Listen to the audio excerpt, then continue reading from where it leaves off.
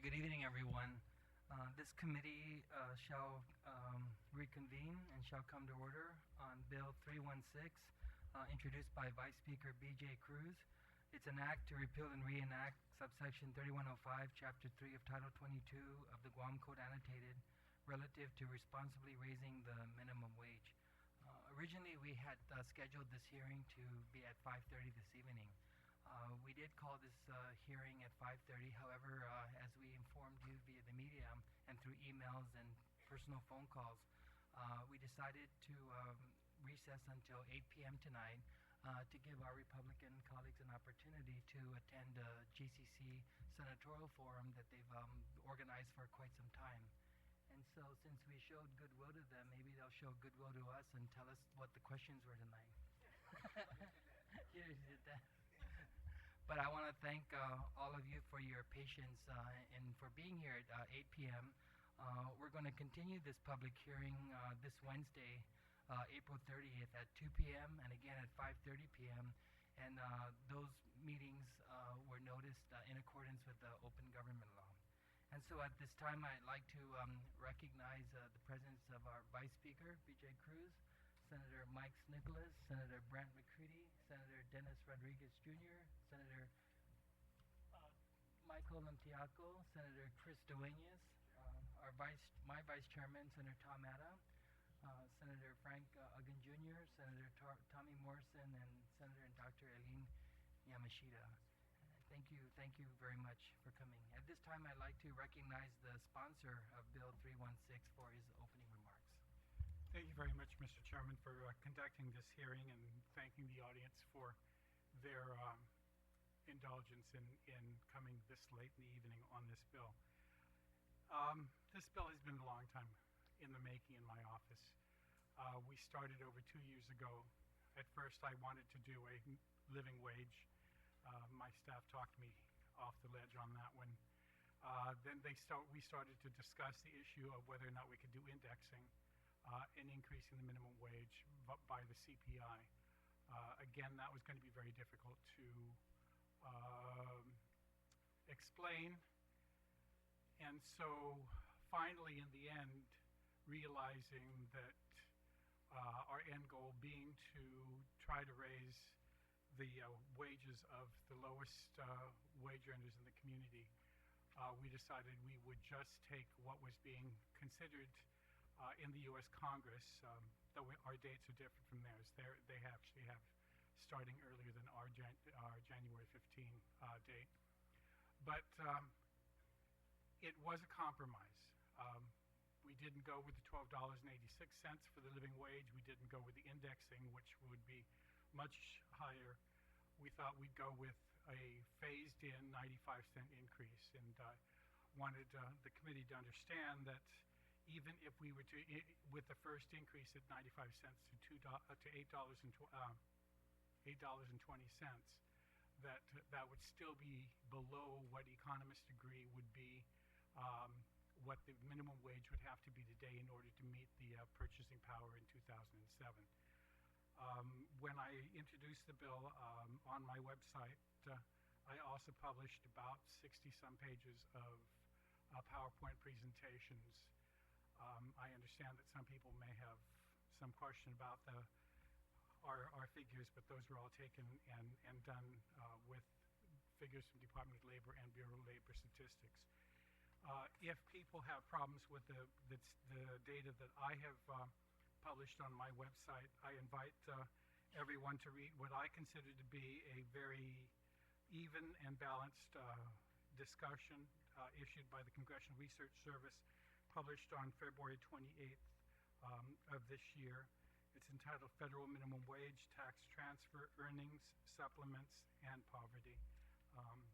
And I'm hoping that when everybody has a chance to read this Congressional Research Service document, which discusses both sides of this issue, that we may have a better understanding and hopefully more support on this very important issue. And so again, I thank you, Mr. Chairman, and I really look forward to hearing what the community has to say on this issue. Thank you very much, Mr. Vice Speaker.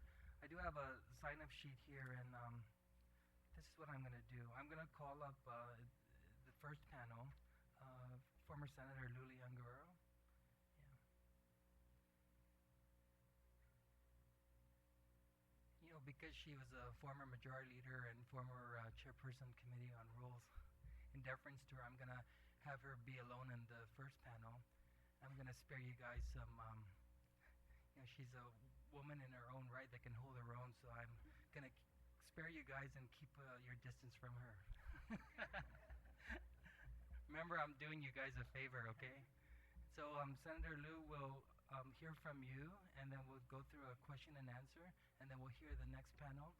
But please be available for any follow-up comments or any additional information you wish to provide the committee. So Senator Liu, Madam President, and you're also representing the Guam Women's Chamber of Commerce. That is correct. Yeah, thank you for being here. You may begin. Thank you very much, Mr. Chair.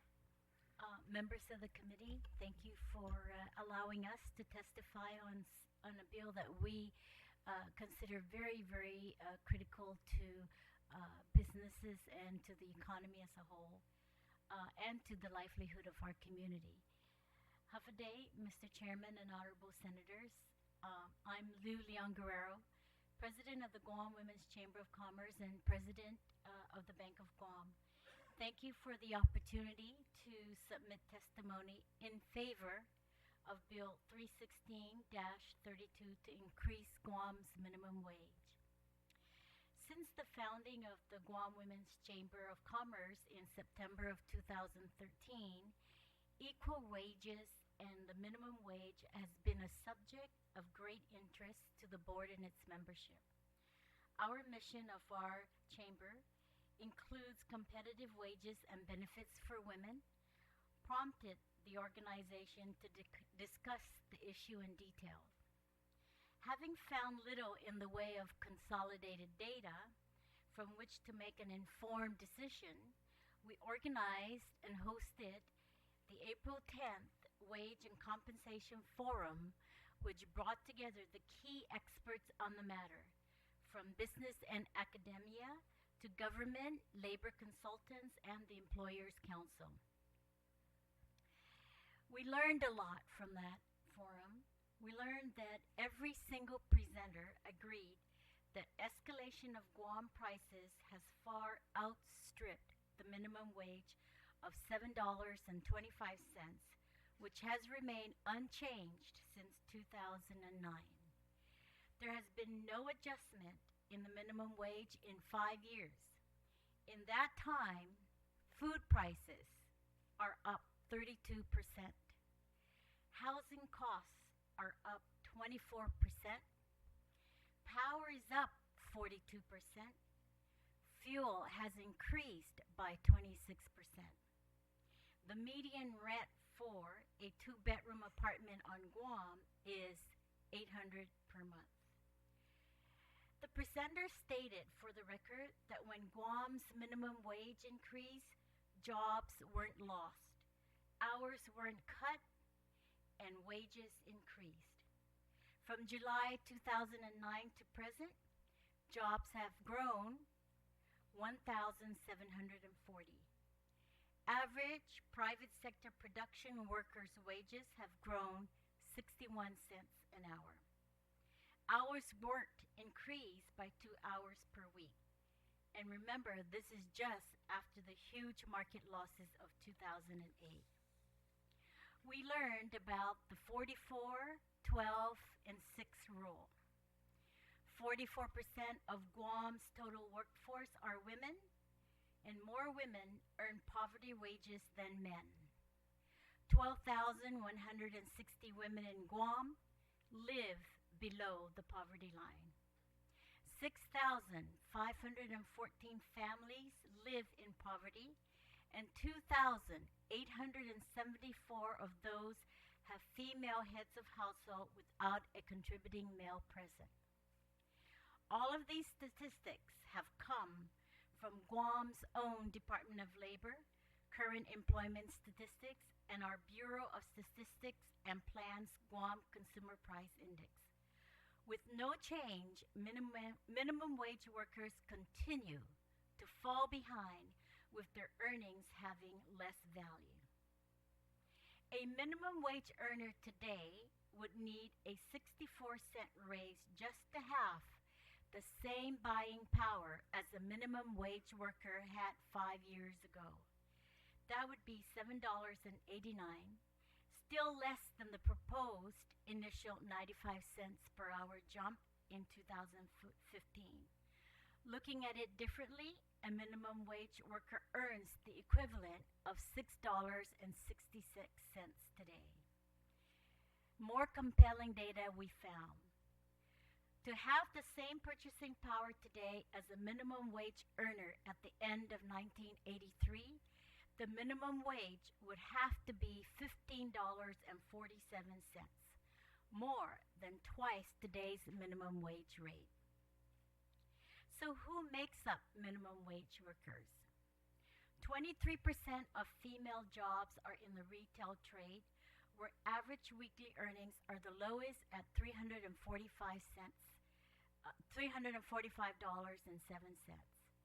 28% of female jobs are in the service industry, where the average weekly earnings are the fourth lowest at $429.47.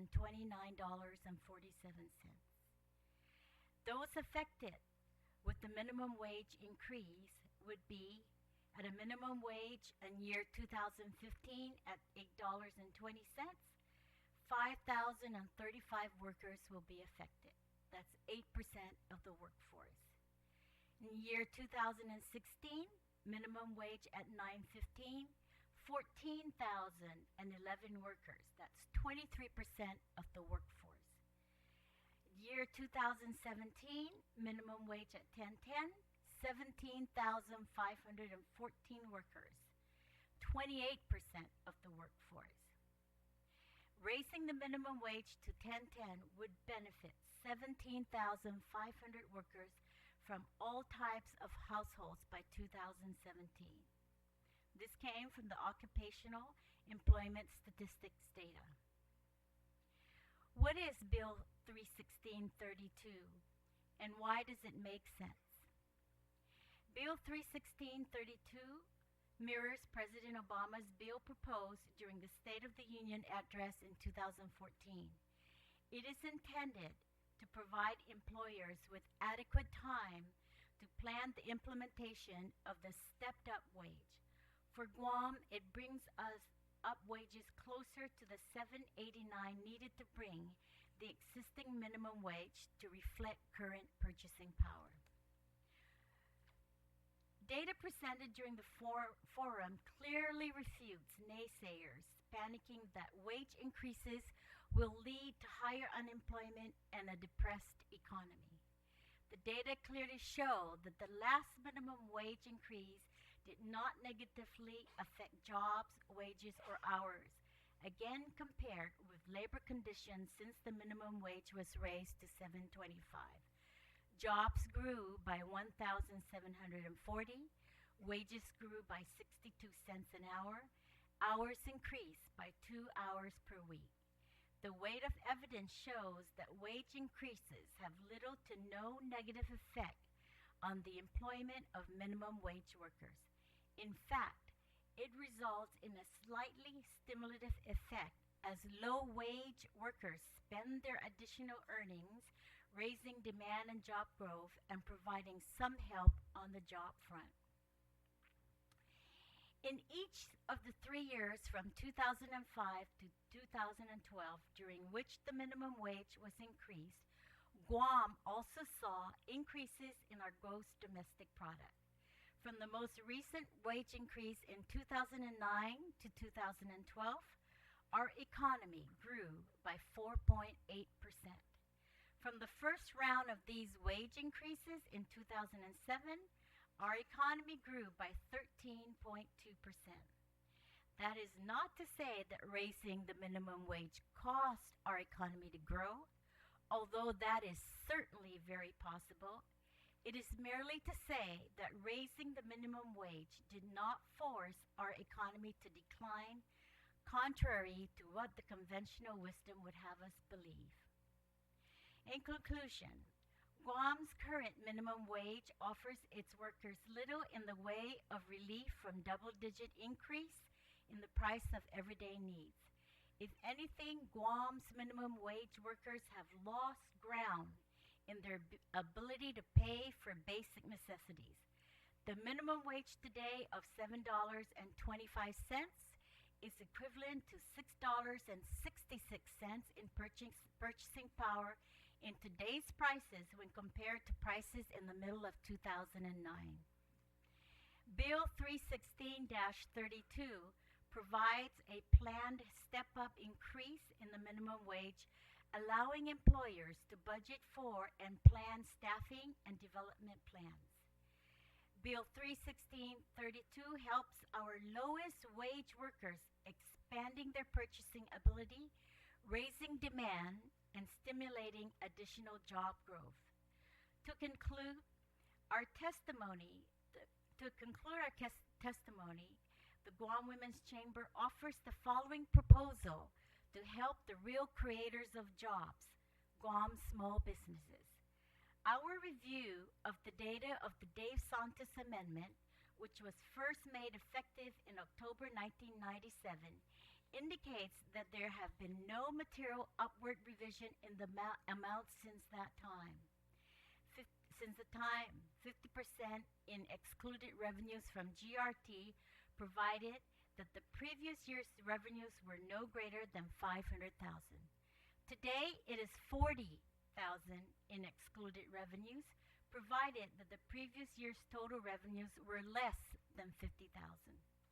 To reflect increases in Guam's Consumer Price Index, we recommend that GRT be excluded from the $80,000 in revenues, provided that the previous year's revenue was not greater than $800,000. We believe that small businesses would benefit more from this change than they would from a reduction in the gross receipts tax rate from 4% to 3.8%. Exemption from GRT on the first $80,000 would be worth $3,200 to the small business person. This would cover the minimum wage increase in 2015 for 1.6 full-time minimum wage earners. Again, Sijus Maasi, Honorable Senators, for this opportunity to present the Guam Women's Chamber of Commerce position on Bill 316-32. I'm happy to answer any questions at this time. Yeah, thank you for your presentation. Just be sure we have copies, and so we can make them available to the committee members as well as include it into the committee report. Mr. Vice Speaker, Senator Tamara, any questions? Senator Cephas, any questions? Okay, Senator Cephas. I'll just go down the row. Hi, Lou. Hi. Good to see you. You know, I'm going to ask a couple questions, and the answers are fairly obvious, but I just wanted to kind of put it on the record. My first question is, will a bank, and you're here also, you're the president of the Bank of Guam, will a bank make more money or lose money if the economy grows? It would make more money, of course. So if you're going to be representing the interests of the bank, would you be testifying in favor of something that would make the economy contract? No. So are you here as Senator Lulian Guerrero, as Guam Women's Chamber President Lulian Guerrero, or also as President of the Bank of Guam, Lulian Guerrero? I'm here as president of the Guam Women's Chamber of Commerce, but if you are trying to find out what the bank's position is on minimum wage, we did discuss this in our senior management, and we worked out the impact that it would have on the bank, and we are in full support of raising the minimum wage. Primarily, we discussed the results of people having increased purchasing power, and that going back into the economy, that going back into retail industry, that going back into tourism, that going back into groceries, overall economy. And as I said, the data that is our local data shows that it did not at all decline or was reason to as a cause to decline the economy during that period of time. Some people were saying, well, what are the results from the last minimum wage increase and how does that equate? And just so that we can have an idea of how maybe this would result in future. And as I said in my testimony, the GDP grew by the certain percentages that I presented, and so those are the information that we discussed with our senior management group, and our answers to the surveys from the various industries. I think GHRA was one of them. We did say we supported the increase in minimum wage. Now, another question that I had that was on my mind was when we increase wages, that increases borrowing power for consumers. Is that correct? It does, because it then gives them some maybe income increase in income and the ability to now be able to pay consumer loans or mortgage loans and so forth. So it gives them more the ability to be able to provide the payment sources for their loans. And it would allow them, consumer loans is one of the a big driver of the economy also, because the consumers borrow money, and what do they borrow money for? They borrow money to buy a car, they borrow money to be educated, they borrow money to buy appliances, they borrow money to renovate their homes, and that all goes back into the economy. And so also too, when somebody's wages go up and their borrowing power goes up, that leverage allows them to exponentially pump more money back into the economy. Is that correct? Yes, absolutely. Okay. And some of the things, because I've just been going through some of the testimony that was submitted, and there's stuff here about how if you're a minimum wage earner, you're usually a young person trying to get started in your career or whatever, or you're just getting started in the workforce, and it's not supposed to be something that you get into to earn money and kind of stay there for an extended period of time. And one of the things that I notice a lot of is when we have young people working, oftentimes they're working to put themselves through school. And so if they're able to earn more money at the minimum wage, that would mean that they're able to pay for more college credits. It would mean that they're able to pay for more classes. And if they're able to leverage that, they may even be able to borrow to pay for their whole semester. So, I'm just trying to reconcile the whole thing, because, we, on the one side, we don't want to hurt businesses, but on the other side, we want to have a full understanding of exactly how wages circulate in our economy. And, when I was reading some of the testimony here, I was a little taken aback that it would be assumed that just because the minimum wage goes up that we're trying to make people stay in minimum wage jobs. And for me, what I see is if the minimum wage goes up, we're giving people who are working to better themselves a greater buying power and a greater leverage opportunity to really advance themselves in terms of educating themselves and training themselves. If I had to go and work a minimum wage job in order to pay for my classes at the Trades Academy, I'd be able to buy more credit hours at the Trades Academy versus making less money on the minimum wage and being able to afford less classes. So I think that it might have a stimulative effect in terms of empowering the people who need to work to pay for their education, empowering them with the opportunity to pay for even more education and to probably finish their education faster. So thank you for clarifying the ability for wages to actually translate into leveraged opportunities for more money and more consumer spending and more opportunity to invest in yourself.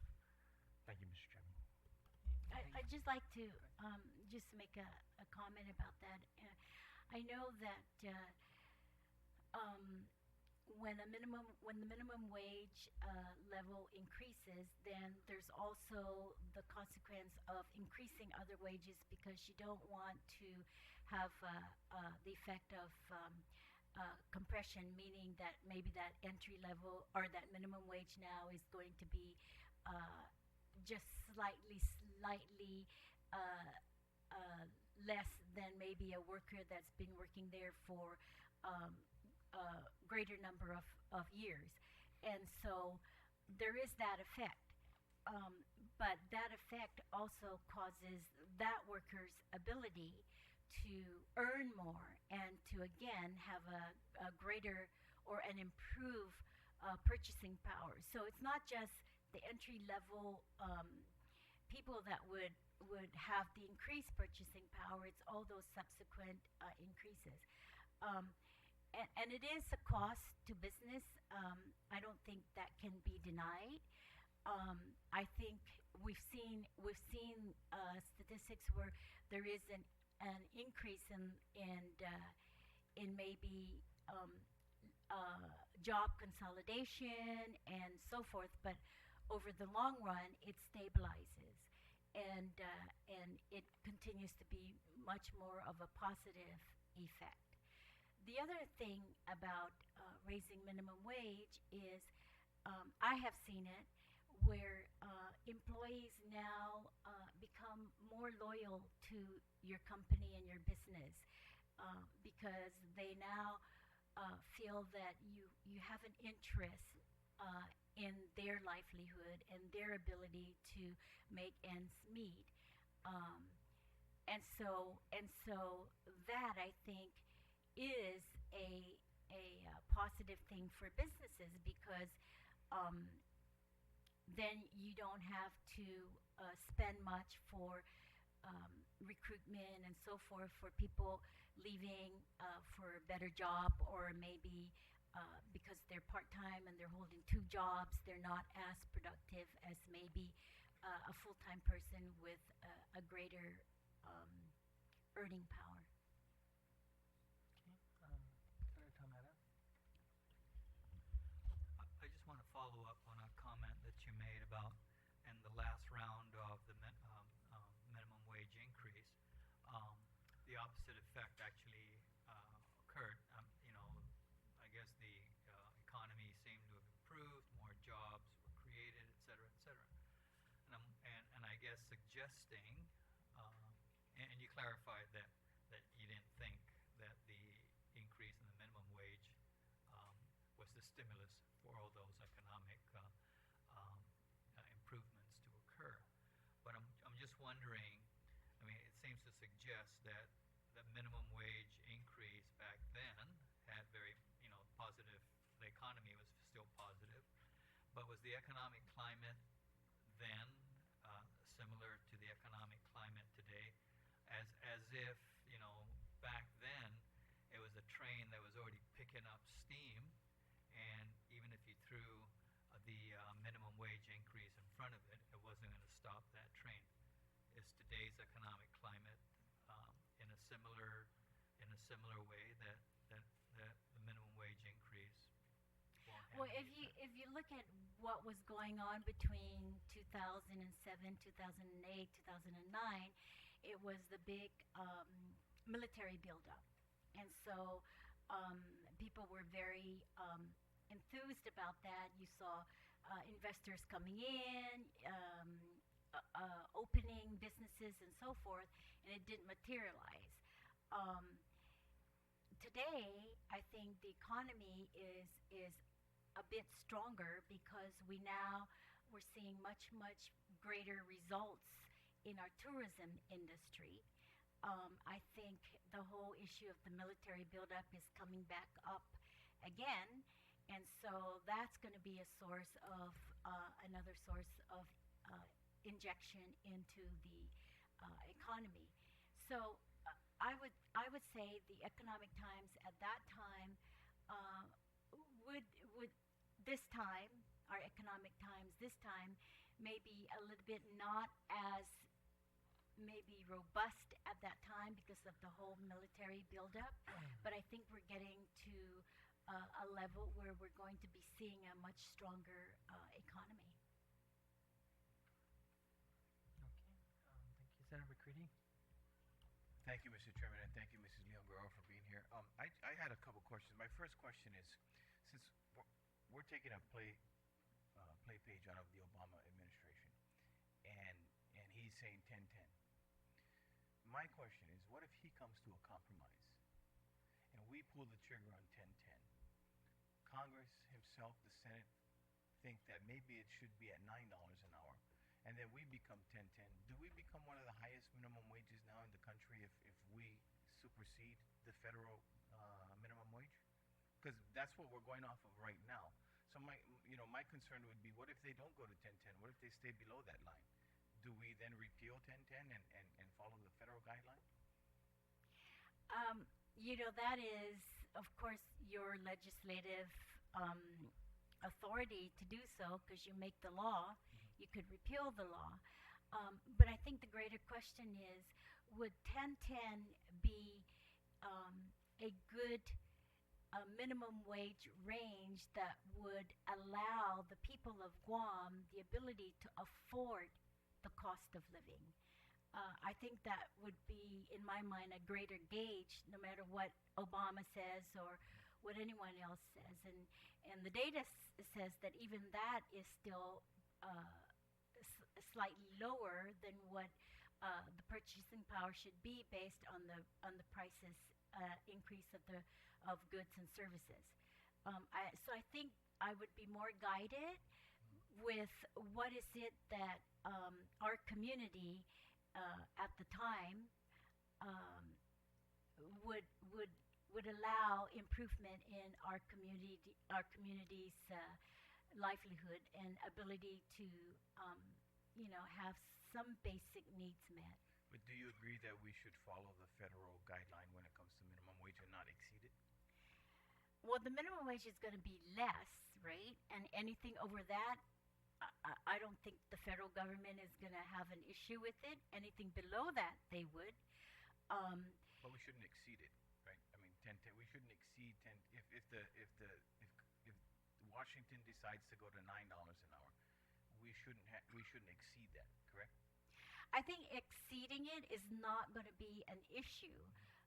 But again, if 10-10 exceeds the 9-10, then I guess as a community, we should say, is that a good thing for the community, or is it not a good thing for the community? And again, be guided by, the cost of living.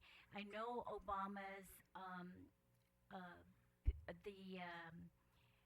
the wage thing also has in there increase of the wages to be sustained based on the CPI index.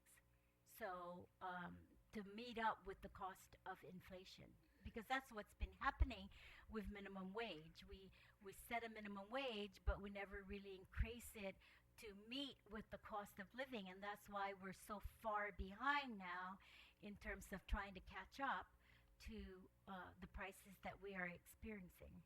Would you, and thank you for your answer, now I don't have a hard copy of your testimony, but I do believe you said that the current minimum wage, if it was raised 85 cents or 60 cents to 64 cents. Okay, would then give the buying power kind of a parallel to 5 years ago.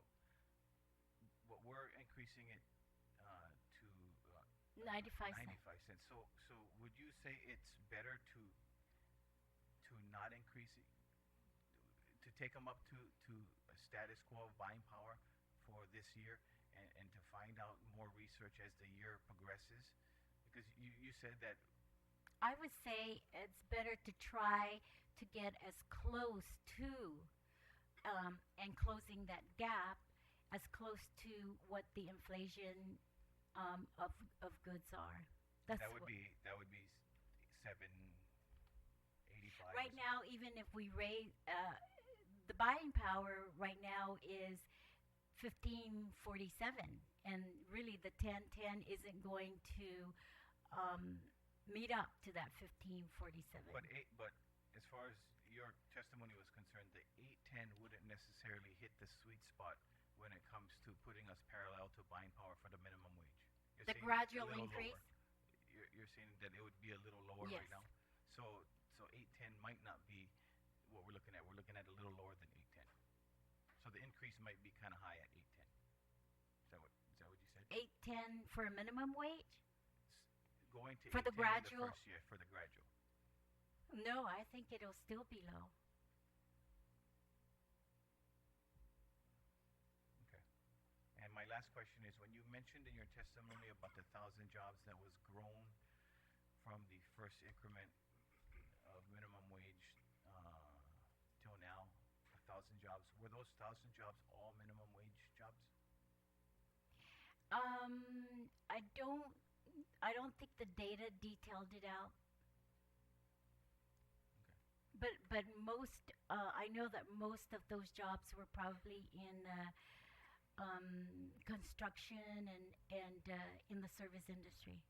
Do you believe, my last question, Mr. Chairman, do you believe that we should do more research? Do you believe that there is enough research done to increase it to 1010 over 3 years, or do you believe that we should do more research to increase this to 1010 at the end of 3 years?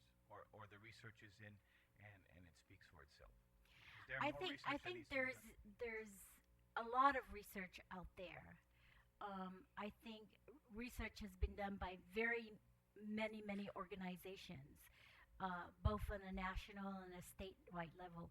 Local research, I was actually very impressed with the data that was presented at the forum, because there's a lot of information from the Department of Labor and the Bureau of Statistics that it's there. It's just a matter of getting it and making some statements about it.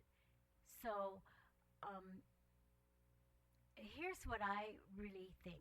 I think that the federal government is going to pass the minimum wage, and we're going to have to do it regardless, right?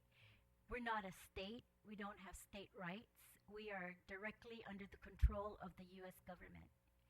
And so my feeling in just reading national information, it's an election year for the United States. Surveys from all sorts of Gallup polls indicate that over 80% of the people in the United States support the minimum wage increase. So I think politically that it'll pass. And so if it does, we are affected by it. We have to follow it. We fall under the federal labor rules. And so we have to start as businesses realizing that that's going to happen, and that we need to then make adjustments within our business models and our strategies, and also from a government perspective, how can we help small businesses be able to absorb some of those expenses? And that's why the Guam Women's Chamber of Commerce is proposing that the senators look at the Dave Santos amendment, because that really impacts the small business owners. And some of the small business owners even say raise it up to $150,000. And that's something I think that is a great strategy in light of the minimum wage increase. Oh, I thank you for your testimony, and I totally agree with you with the Dave Santos Act that we should raise the threshold and help the small business. Thank you, Mr. Chairman. Appreciate it. Thank you. Sir Morrison? Thank you, Mr. Chair. Good evening. I was listening in on the issue that the bank or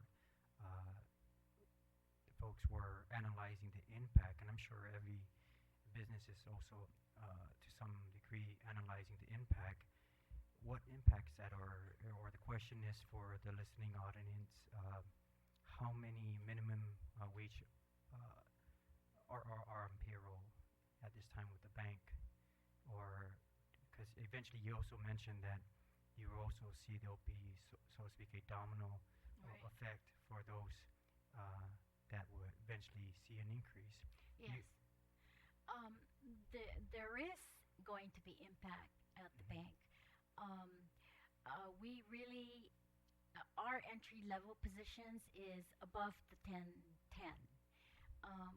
But we still have to look at the issue of the compression because we'd have to make sure if we say we want the gap between a minimum entry level and the next to be $3 an hour, so then we have to then say, okay, all other ones, how does that affect it, right? So most of our employees, I would say about maybe 99% of our employees are above minimum wage. And that's something businesses decide to be competitive and to be able to attract and recruit competent and qualified people. One of a comment that I heard was that, why do we have a mandatory why do we have to have a mandatory wage hike, right, to give our employees good salaries, competitive salaries? And you don't really have to. A business can, anytime, increase their wages and based on what the market forces are, what the competition is, based on the position that you want, and so forth. And it is really sad that you have to have mandatory wage hikes to force businesses to raise their minimum wages. Our belief is that when you pay employees the value of their job and their worth, that's a great investment for any business to be very successful. Because then you, like I said, get employee productivity, efficiency, and loyalty to your company, which is a great investment in a successful business. Okay, thank you, Mr. Chair. Thank you. Thank you, Senator Liu. If you could just, you still have some time to be available in case the Senator may have a question. Yes. Okay, thank you. Thank you again you for very your- much, Senators. No, I asked if there was any more questions. Okay, yeah. Well, that's why I looked over there. but- My apologies, Mr. Chair. I thought you were going person by person, Oh, no, please excuse no, me. I was wondering why you weren't going to ask a question. Yeah, we're we're all about equal regret- opportunity here, so. I would have regret- felt very I regret, unsatisfied if Senator Duenas didn't ask the question. And just to be clear for the Sure. record, I didn't mean to pass you, so. oh, that's okay. I'm Senator- sure you didn't. Senator Thank you for the Duenas, opportunity. Anyone wishing to And- ask questions after Sure. Senator Duenas? Anyone else? Okay, so. Yeah, and so I think my colleague also felt that way. Senator Liu, with your acumen and the history that you have as a senator and a public figure, I would be remiss if I didn't ask you some very valuable questions. So thank you for the opportunity, Mr. I will Chair. try to answer, yes. Thank you very much. Senator Liu, you used the example of the issue of the positive impacts and the 1,000 jobs at the increases that have been realized in the last 5 years. So was that extrapolation then done in the analysis of this bill, meaning all things being equal, that would be perpetual? The increase of the GDP to increases of minimum wages? Right, so the opinion would be that just because this happened within that snapshot of time and there was a discussion about the economic activity and conditions. Will that happen in this Sure, time? was the analysis showing that it would just continue to get better if you increase the wages every time on an annual basis? I think the data showed that there were some decreases in the GDP in 2011 and I think 2012. But what I was trying to point out is that right after the increase of the minimum wage, that there was really no decline in the economy. In fact, it raised in the GDP. So, but you would So agree you that could- some, yeah. What you could say from that is, I don't. That's why in my testimony I didn't say this minimum wage increase in GDP, because there's a lot of other factors Sure, to consider in why the GDP increased, Sure. right? Um, but but that gives me some comfort in saying that as a result of this minimum wage, we could possibly and more likely see an increase in GDP because of the increase in the purchasing power. But the data, the science didn't just take it all No. the way out. Okay, thank you. My second question would be, in the analysis, was there a was there any corresponding discussion of those who were not discussing at this point, and that is the individuals on fixed income and cost increases as a result of the extra revenue? Yes, that those who would be getting the higher wages and the compression factor, as you said, in the bank that would go up, and the like, but the corresponding increases in prices, was there any analysis done on the individuals on fixed incomes like retirees and the like, and what that effect would be? No, we didn't look at that. None of that analysis. No. Okay. The other thing is, was it a component of the either the chamber's women's current activity, or at this particular conference, if you will, any discussions on unfunded federal mandates and that effect on our current economy and particularly in the government of Guam? No, there was really no discussion, to my recollection, of unfunded mandates. Okay. Yeah. Okay. So I do you have a socioeconomic aspect to the Women's Chamber? A subcommittee, if you will, or? No. Okay. We don't have a socioeconomic. Okay. And this is a concern that's been brought to me by many constituents, because of course we're going to have an all-encompassing conversation, and I'll lead to my final on great tax policy, the thing that you discussed, and that is the issue of class warfare. Do you think that in discussions about this progression and others, maybe was there discussion on how to maybe also balance the factors of businesses to try to not demonize them so we can keep a neutral conversation in our community? When you say class warfare, what exactly?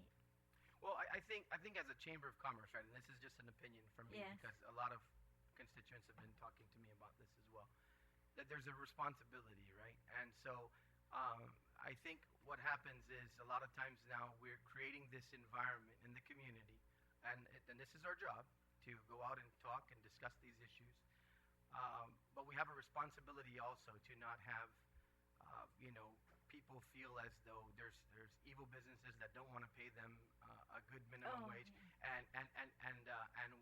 and the like. So just a position from the chamber, and maybe the other chamber might talk about this as well, but a position with regard to a good understanding and community corporate responsibility to say that, hey, we're all here for you, and we worked hard to build our businesses as well, but we want to make sure that there's a fair discussion and it doesn't put anybody out as the bad guy. Well, I think with the forum there was a really fair discussion there. I don't think we ever discussed targeting any, differences in the businesses, and we weren't. There was no demeaning of businesses. We were all coming from the perspective of this is going to coming from how we can support businesses and how can we think of ways that we can support businesses, and at the same time make sure that we are also working our mission of fair equity and equitable pay, not just for women, but for workers as a whole. Sure. And so my final two questions.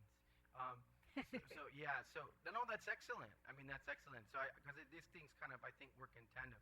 And so when we're discussing this, then is it also a strong position, and was there a discussion that in a minimum wage discussion, true companies, and as you said, those who value the worth of their employees, would actually put a higher emphasis on education, training, and upward mobility within a company that a minimum wage really was not something designed to set them for life. Yes, we talked about not just the wage issue, but also the importance of educating and training people, because now that salaries are going to be increased, businesses will demand more from their employees. And so it's also important to have assurances that businesses will provide the training and the education to raise those employees to that competent level. Okay, and so finally, then I was very, very refreshing to hear you discuss tax policy that many of us have introduced in other legislation. I think there may be a disagreement at some point, especially with the compression questions or the compression issues that have been brought to bear, and the true extrapolation out not showing that all things being equal, everything would keep going forward and our economy would improve on a basis of just this introduction. So then you're going to continue to say then, even with the 3 increases in the 3 years, which we may all end up supporting, would not, you're going to continue to say that there should be no GRT relief? Oh, no Other than GRT the de relief? Santis, yeah, there should not be a reduction from 4 points to down to 3 points. Well, you know, we didn't discuss that as a chamber position. We Okay. didn't discuss that. But just personally, I think if you decrease the GRT, it will really impact public services. Today, the cash flow isn't all that great. And now you're looking at decreasing the GRT by 0.2%, which I think has said equates to about $11 million. I read that somewhere. Sure. And so agencies now in the public sector that provide public services are actually hurting because I understand, because of the government's cash flow, that their appropriations aren't being totally given. So that, I think, will have also a great impact in services provided. Maybe we'll have that discussion when DOA comes down to testify on that. Maybe that's not true. Yeah, Maybe I was allotments are going going to up. ask But- if you could just separate the whole Well, I business think relief the taxes Dave from Santos two might Yeah. be a Well, better she discussed the tax alternative. policy, so yeah. But you followed up with Yeah. a question. Sure, and so finally, then I would just say, since we were on tax policy, so then you're saying then there's no consideration for or there's lack of consideration then on the discussion that all this money in the economy is going to create so much more revenue coming into the government because they're spending all this money. So that you're saying that wouldn't offset the loss in GRT revenue on discussion for relief for businesses? No, I'm not saying that. I just Okay. said we didn't discuss that. But that could be a possibility. We haven't really thought much about that, because when we met and had our position, the next day it was announced about the GRT. Oh, okay. So we look forward to that bill, Mr. Chairman. We'll have a great conversation. Thank you, Senator Liu. Well, you're referring to Chairman Pangilinan. Yes. Not this committee. Yeah. Senator Tiaco. Thank you, Mr. Thank Chair. Good evening, Senator Leon Guerrero. How are Good you? evening, Senator. I had a couple of questions. I think everybody would agree in the basic economic theory of supply and demand, right? We could agree that that's going to determine price, that's going to determine certain market conditions. So, my question to you, and we'll touch on the compression issue that you brought up earlier. If we would also both agree that the tourism industry is our largest economic driver, correct? Yes. Yeah. And It's one of the largest, yeah. It's probably the largest, right? Would you agree that it's the I don't largest? know. Maybe government spending might be greater. And government spending is part of the economy. So let's call it the second largest then. So you had mentioned on your testimony that there's a significant amount of people in the service industry, specifically women, that are in this lower wage earning, the minimum wage earning category. So if Guam is one of the largest, if the tourism industry is one of the largest economic drivers, and majority or a large percentage of the workforce is in that industry, and you raise wages by 40%, and you factor in the compression that we both can agree on that will have that effect, will that raise the cost of hotel rooms on Guam? I guess it again depends on what the market is, because if Guam is going to be seen as an attractive place, and then the tourist industry is competing for that market to come here, and there are other markets that they're trying to compete with, then they would have to consider that. Right. So in the whole scheme of things, I think the market forces plays a very important part in how cost would be adjusted.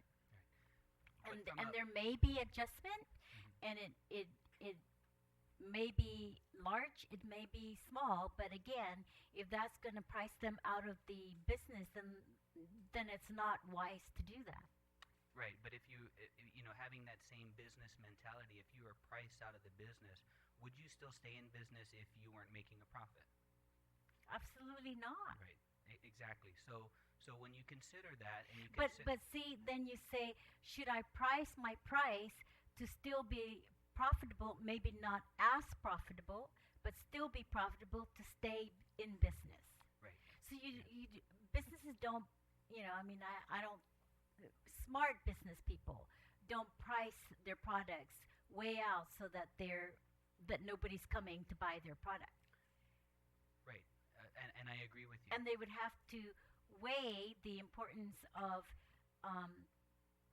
keeping that employee, right? Because you have to have the employees to run your business. So even if minimum wage is increased, there still has to be employees there to run the business to make a profit. And right. Yes, they'll have to balance it out with the cost of the goods. Okay. So if a certain cost component of your business increased to a point where you weren't making any money, what would you do?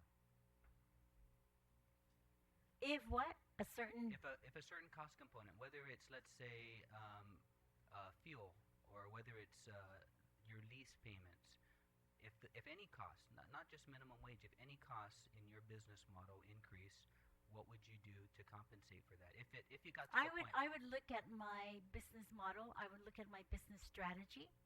I would look at see what kinds of ways I could do to get more capital in there in order for me to run my business.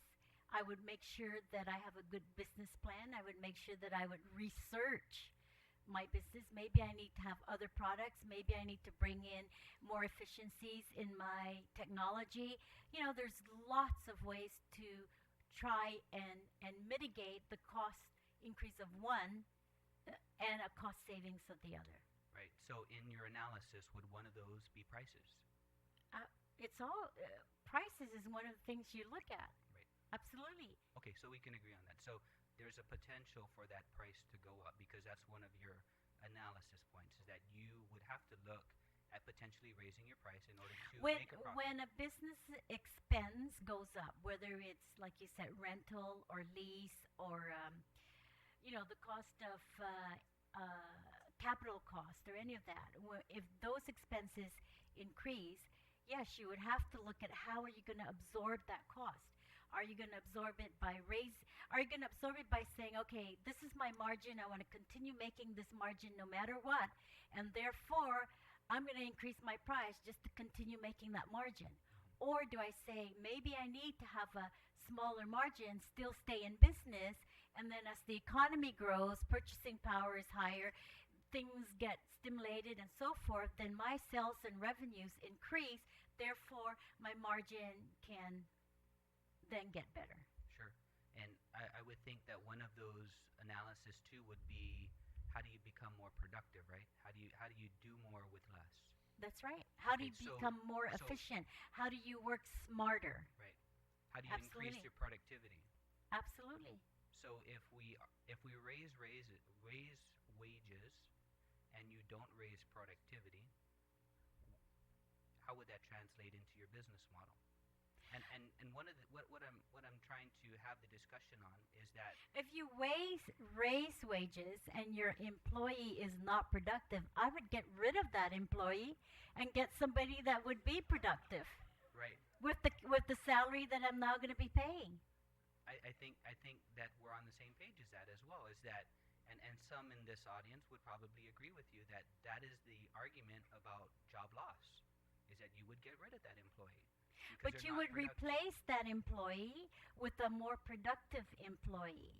I'm not saying fire that employee, but if that employee's role and that employee's work is important to the success of the business, I would invest in that employee. Right. So because what's going to happen is, I really believe, and I've seen this, is that then your business becomes stronger. Your sales get better. That employee is more productive. That employee becomes passionate about their job, and so forth down the line. Right. Employees are the biggest expense in any business, especially in the retail and service industry. They are the biggest expense. Right, and I would agree with you on that. And that same analysis is that the market will determine who you employ and at what wage you pay them. That's the exact same model that we just discussed, is that you would determine how that who that productive employee is going to be, and they're going to determine the wage based on the two relationships, how productive they are and the value that you as an employer see in that person. You're going to compensate them what the value is for their productivity. That's why your company doesn't pay anybody minimum wage, correct?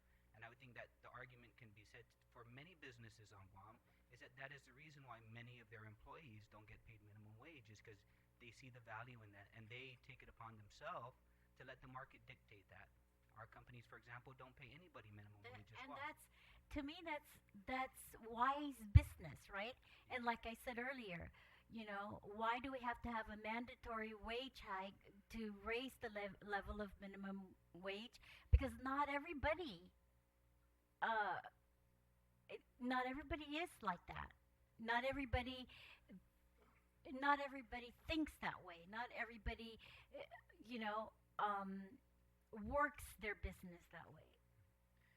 The other question I had is, if, let's say, for example, that the only recourse for a business is to raise the price, and we're talking about either the first or the second largest industry on Guam, and the taxes that those companies contribute to the economy, and as a former senator, the revenues that get appropriated for all the public services that we have on the island, if you were to decrease demand because the price increased, and I don't know if tourism is price inelastic or elastic, meaning that if the price went up drastically, that demand would fall sharply.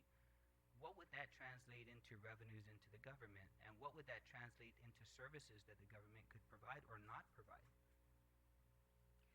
Well, it'll have some impact, definitely, Right, and I think once again we're in full agreement on the discourse that we're having, that it could have a drastic impact, and it could result in our government's ability to finance the public services, or not properly fund or underfund public services, and that could lead to a decrease in the condition of our island, or in the quality of life for our island. And so that's my interpretation of how we're approaching the minimum wage bill. And it's not necessarily the minimum wage per se, it's the cost of doing business and the eventual impact that it would have on not only the quality of life on Guam, but the revenues associated with the government, which is going to translate into public service. But see, I agree with all that. The cost of business is very important, right? But it's also the ability of our whole community to be able to sustain, to be able, I guess, to contribute and be part of a community that is concerned about uh, the livelihood of those employees that are earning minimum wage, that can't afford to um, buy buy their groceries, who can't afford utilities and so forth. And as a community, I think we should be concerned about that, because the overall livelihood of the community is impacted by that kind of an event. Right, and my take is that the market determines that, not laws, and the fact that we are going to potentially. Well, see, what the market is happening now, Senator, is the cost of goods is going up, but the wages aren't, right? So the market is not really dictating that. And that's why government comes in and mandates these wage hikes, right? It's the same in banking. The reason government is in there now regulating, banks to the detail is because the big banks totally abuse the consumers, right? So that's where government steps in. If you have somebody here this low and the price is way up here, I don't think that's right. I just don't think it's right. I don't think it's, for me, I don't think it's a good business sense for me Right. to see that. And I think. And that's why they come in and mandate those hikes. Right. I mean, from if a they bus- didn't but from a mandate those hikes, do business- you think we'll still be at $3.39? I mean, you go to the Micronesian Islands, and those people are making $2.50 an hour. And the price of utilities is high. The price of fuel in those islands are $5.40. This person needs to work 3 hours just to get a gallon of gasoline. I mean, so where is our responsibility as good business people to support our community in that way? Well, I think you already made it clear that those businesses that find the right balance between productivity and employee wages already pay their people more than minimum. That's right, and I'm so glad about that, because if they're not there, we would probably in worse shape. Right, but from a business Like your business, very prudent and concerned business people. But the same business model works for the government as well. So if the impact is lower demand for our tourism industry, and tourism is the second largest component of our economy, from a business perspective, we also need to look at the impact on the general fund. So that was the discussion. Absolutely, yes. Thank you, Senator. I appreciate your time. Thank you. Senator Rodriguez. Thank you very much, Mr. Chair, and good evening, Senator. Good Thank you evening, for being Senator. here. Just a real quick question. I want to thank you for being here and providing testimony. You talked about a lot of data that you have, the Chamber has, the Women's Chamber has. And I'm curious to know, did the Women's Chamber look at the impact this minimum wage increase would have on those individuals who are on the bottom, who are on public assistance, right? Who are working minimum wage now, are on public assistance, and with this, with this increase, there would be some of them that may fall off may fall off the ability to still get on these programs. So did the Chamber look at that perspective? There was a discussion during the forum about if the wages were increased, right, maybe the need for public service might not be as great, because their ability now to make ends meet is better. So there was some discussion about that. There was not very much discussion about would they fall out of the Okay, and the maybe as services, we, yeah. because this is far from being resolved, right? So we're gonna have all these discussions and look at what information we have, and maybe if you can assist us, if the Women's Chamber does have that information, or something to help us, look in that direction. I think it's important because I've seen individuals who get a bump in their Social Security, in their SS earnings, right?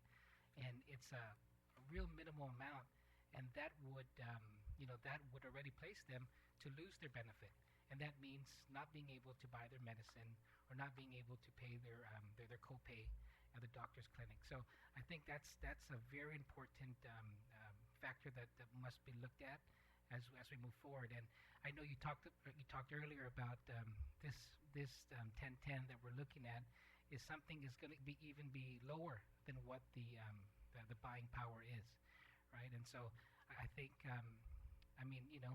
we're discussing it already, and so as we move forward, at least for myself, I'd like to even see what these what the real amounts should be to really to put a dent to our working families. And so I look forward to working with you and getting that information that the Women's Chamber has. So thank you very much. Thank you, Senator. Thank you, Senator. Senator Simkus, you had a quick follow-up question, and then I'll ask the Vice Speaker to wrap up. Yeah, thank you, Mr. Chairman, for obliging. I appreciate the discussion that we had with regards to our biggest private industry being tourism, and the questions that came about with respect to how that will all impact if we move forward with this. I did want to start out first with a question, Lou, and that is our biggest industry, our biggest private industry is tourism. Are most of our hotels locally owned? I need to think about that. I think there are several small hotels that are locally owned, but I think the major ones that you see on to Monroe are off-island investors. Okay. Yeah. So they're foreign owned. Yes. Now, when we have our largest industry. No, maybe not. Well, Disatani is not going to be. That's right. That's It's a going to real, be I'm locally very excited locally about owned. that local gem. Even Outrigger, I think, is mostly locally owned. Mhm. Yeah. We have a few local gems in this biggest industry of ours, but we have from what I've come to understand over the years, we have a lot of colossal giants that are also foreign owned, and that's why this whole minimum wage thing becomes a real question for me, because if you're a foreign owned company, where do the profits go? I mean, of course you reinvest in your business here, but in the end, profits go back home. Would you agree or disagree? Well, they go back to the investors. They go back to the investors. And so when our biggest industry is foreign owned to a certain degree, that means that a lot of our profits that are made here in that industry to a certain degree are being sent off island. And one of the ways that we could keep those profits here on island is to make sure the local people are getting paid a greater portion of those profits. Would you agree with that? Yeah, because that would be staying on island. And if Absolutely. that money stayed on island, and they spent that money on local businesses, that money would circulate and generate tax revenue that would offset any lost taxes that we may have in those foreign-owned hotels. Do you think that would be accurate? That would be. Yes, I would agree with that. And as a matter of fact, if our hotel employees, and the reason why I wanted to get into this, it was brought up, but there was an article that I read in the that business newspaper. I love the research that they do, and I was very bothered to see that. I mean, I loved how our financial industry, which is pretty much locally owned, and to a great extent, our insurance companies, the Bank of Guam, Bank Pacific, our finance industry, the average wage was very high. It was above this 1010 that we're talking about. But this largest industry that was brought up was very low. It was like $8 and some cents, and that's factoring in the high paid and the low paid. And so I sat back and I said to myself, how can we thrive as a community if our biggest industry has the lowest wage amongst all the industries? From banking to finance from finance to construction to tourism. And so I've been racking my brain a great deal about how do we keep more of our biggest industry's money here on the island? How do we get it to circulate? How do we get it to get leveraged? How do we get it to be reinvested in the employee? You know, and the topic that gets brought up is, oh, well, these companies will invest in their employees. And sure, they will, to a certain extent. You know, but at the same time, too, when we're talking about the economic value of an employee, there's also a benefit to not over-investing in them, because if you over-invest in your employee, they also become more expensive. Would you agree with that? If you overinvest in your employees, They become more expensive than they're needed for the job that they perform. Let's say I'm a housekeeper at a hotel. You know, would I want you to be able to do CPA work? well, no, they're not qualified to do CPA Yeah, work. they're not. But Or would maybe they might be and you don't know it, but would a business invest? They might be. But would a business invest in a housekeeper to make them be able to do CPA work if they only needed a housekeeper? no.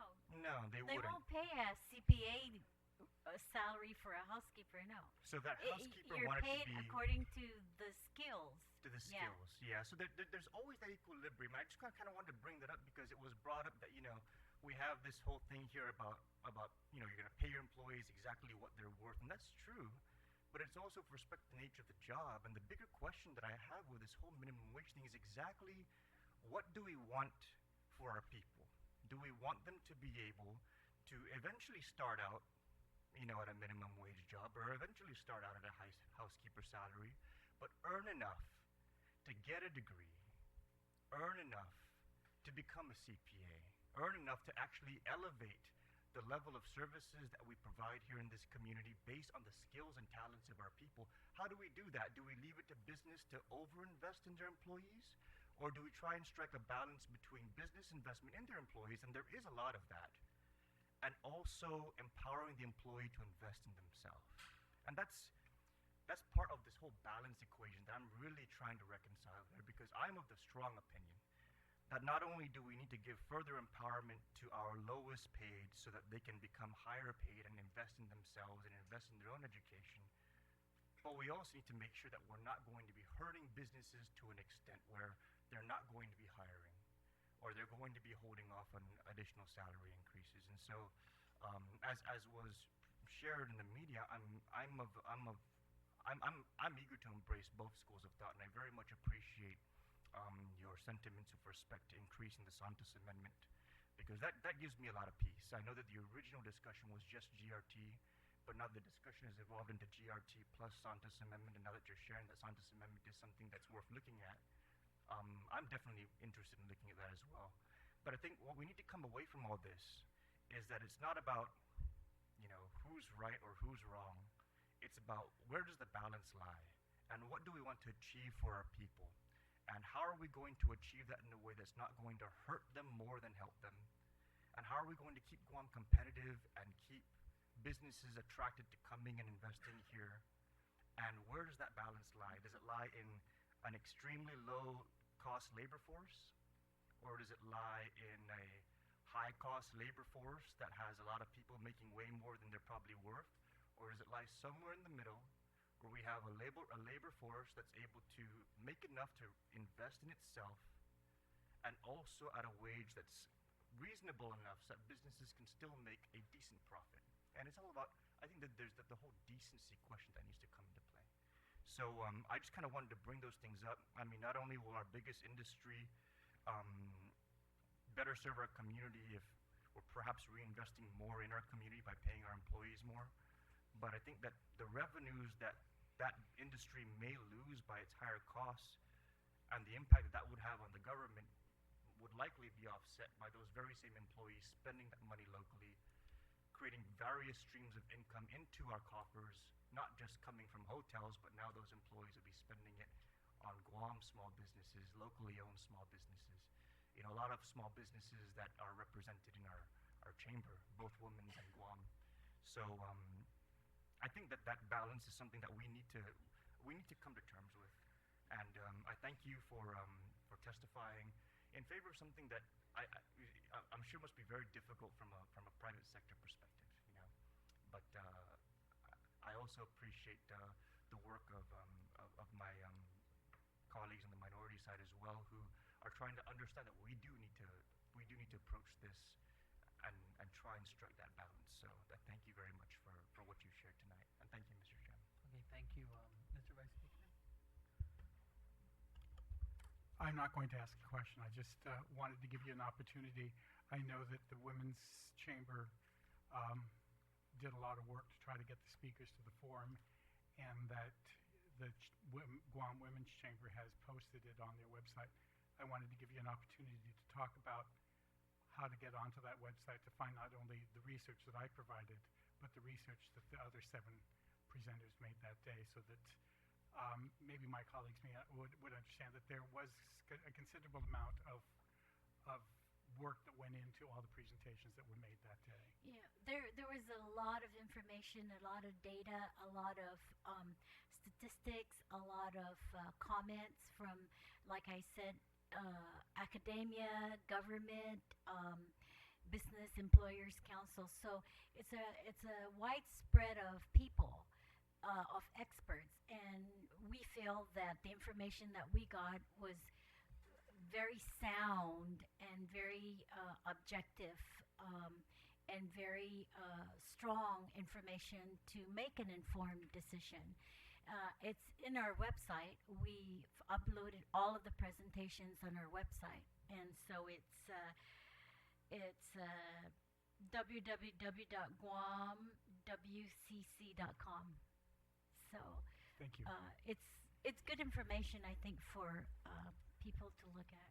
Okay, thank you, Mr. Vice Speaker. Thank you, Senator Liu. Thank you, colleagues. Thank you, Senators. Yeah, certainly, you were the first one to sign in. That's why I called you first. And the next panel, in the order that they've signed up, and I'll address this. Maybe we could do 4 at a time. Mr. Peter Squirrel, Mr. David Letty, Mr. Carl Peterson, and Mr. Bobby Shringi. And then after these 3 individuals, do we have any more who? After these 4 individuals, there's.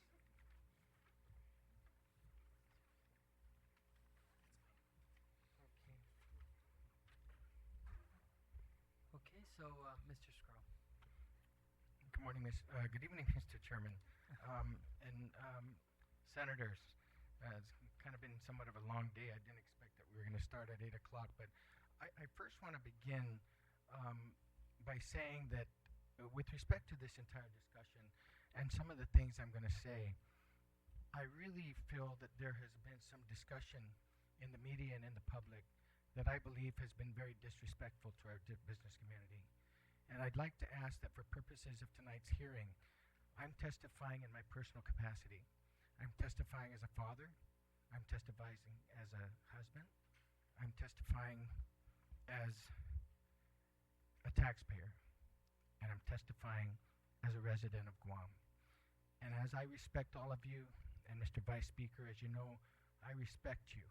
And I think that I will share this with your colleagues, is that over the past 2 months, I have actually worked tirelessly to support personally another bill that the Vice Speaker has already sponsored.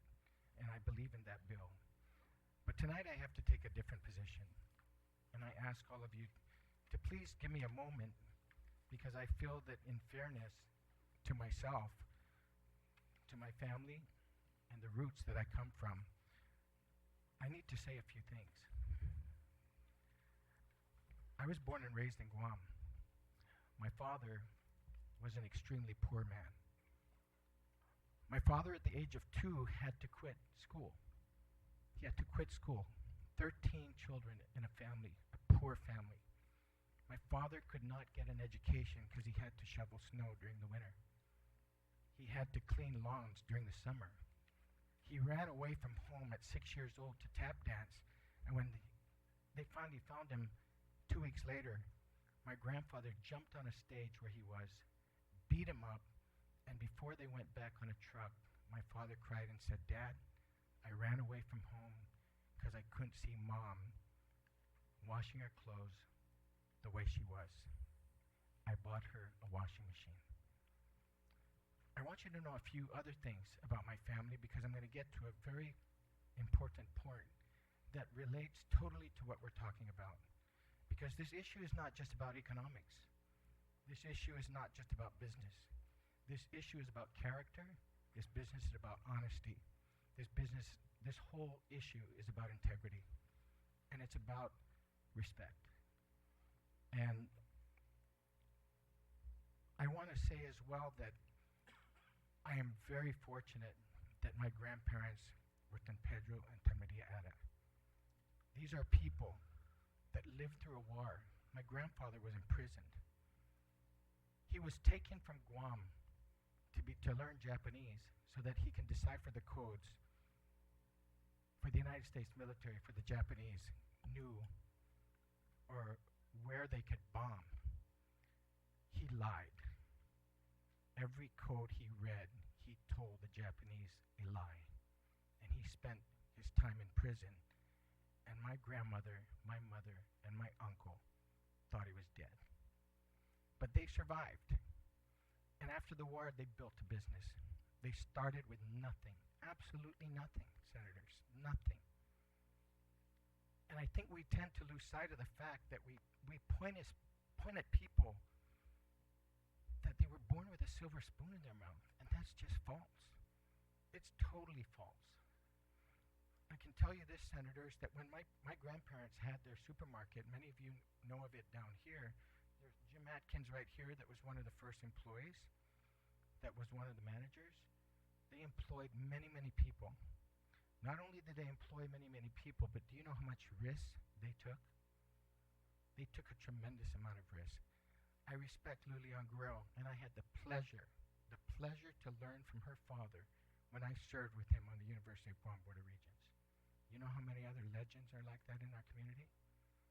Sus Leon Guerrero, just like my grandparents, had nothing. They started with a vision, and look at where they ended up. Now, that's important, because I can't say enough about when we try to destroy and divide our community, it doesn't benefit anybody. And this cycle has begun ever since I was given a book when I first started my vision and my dream to build a hospital for our people. And none of us own one rebar, senators. We own nothing. And I was given a book that was called Sus in Little America by a professor, and gave me one chapter to read when I first started. And the purpose of reading that chapter was to act as a guide and a warning to me of what I was going to face. Who made it fail, despite good intended people, as hard as not only Jesus worked, but as hard as so many other people of our island almost 50 years ago. The church, the cathedral, was mortgaged, if you can believe it, every asset of the church. And if you read that, and I'm more than happy to give you, in his own words, why it failed. It failed because of some of the testimony that's going to be given to all of you in this issue. Now, I also want to tell you a little bit, and I won't take up much of your time, but I slept in the back of a pickup truck with my dad at the Port Authority of Guam, a broken down pickup truck, as he took scrap metal out of Tumuning all the way down to the Port Authority. Do you know how many times I slept in the back of a pickup? I bet none of you knew that about me. All 4 of my children, every single year they are in college, worked. All my 4 children, when they turned 15 years old, started as bag boys and bag girls, and I'm proud of them for that. My one son was a waiter for 2 summers at Lone Star. I've never had to tell my children to do that because they grew up with the same set of values as Tan Maria, Tan Pedro, my father, and my mother. And they got there with their values because of hard work, and giving to this community and not asking the government for one handout. And in my own vision, senators, to get a hospital, in all honesty, I never got help from this legislature. Not one piece of help. The Mayor's Council of Guam helped our group of local people that never got paid a penny. The Mayor's Council was there all the time, and the only time we were recognized is after the third story of that hospital was built and all of a sudden resolutions came my way. Well, I'm sorry to tell you, but I threw those resolutions away.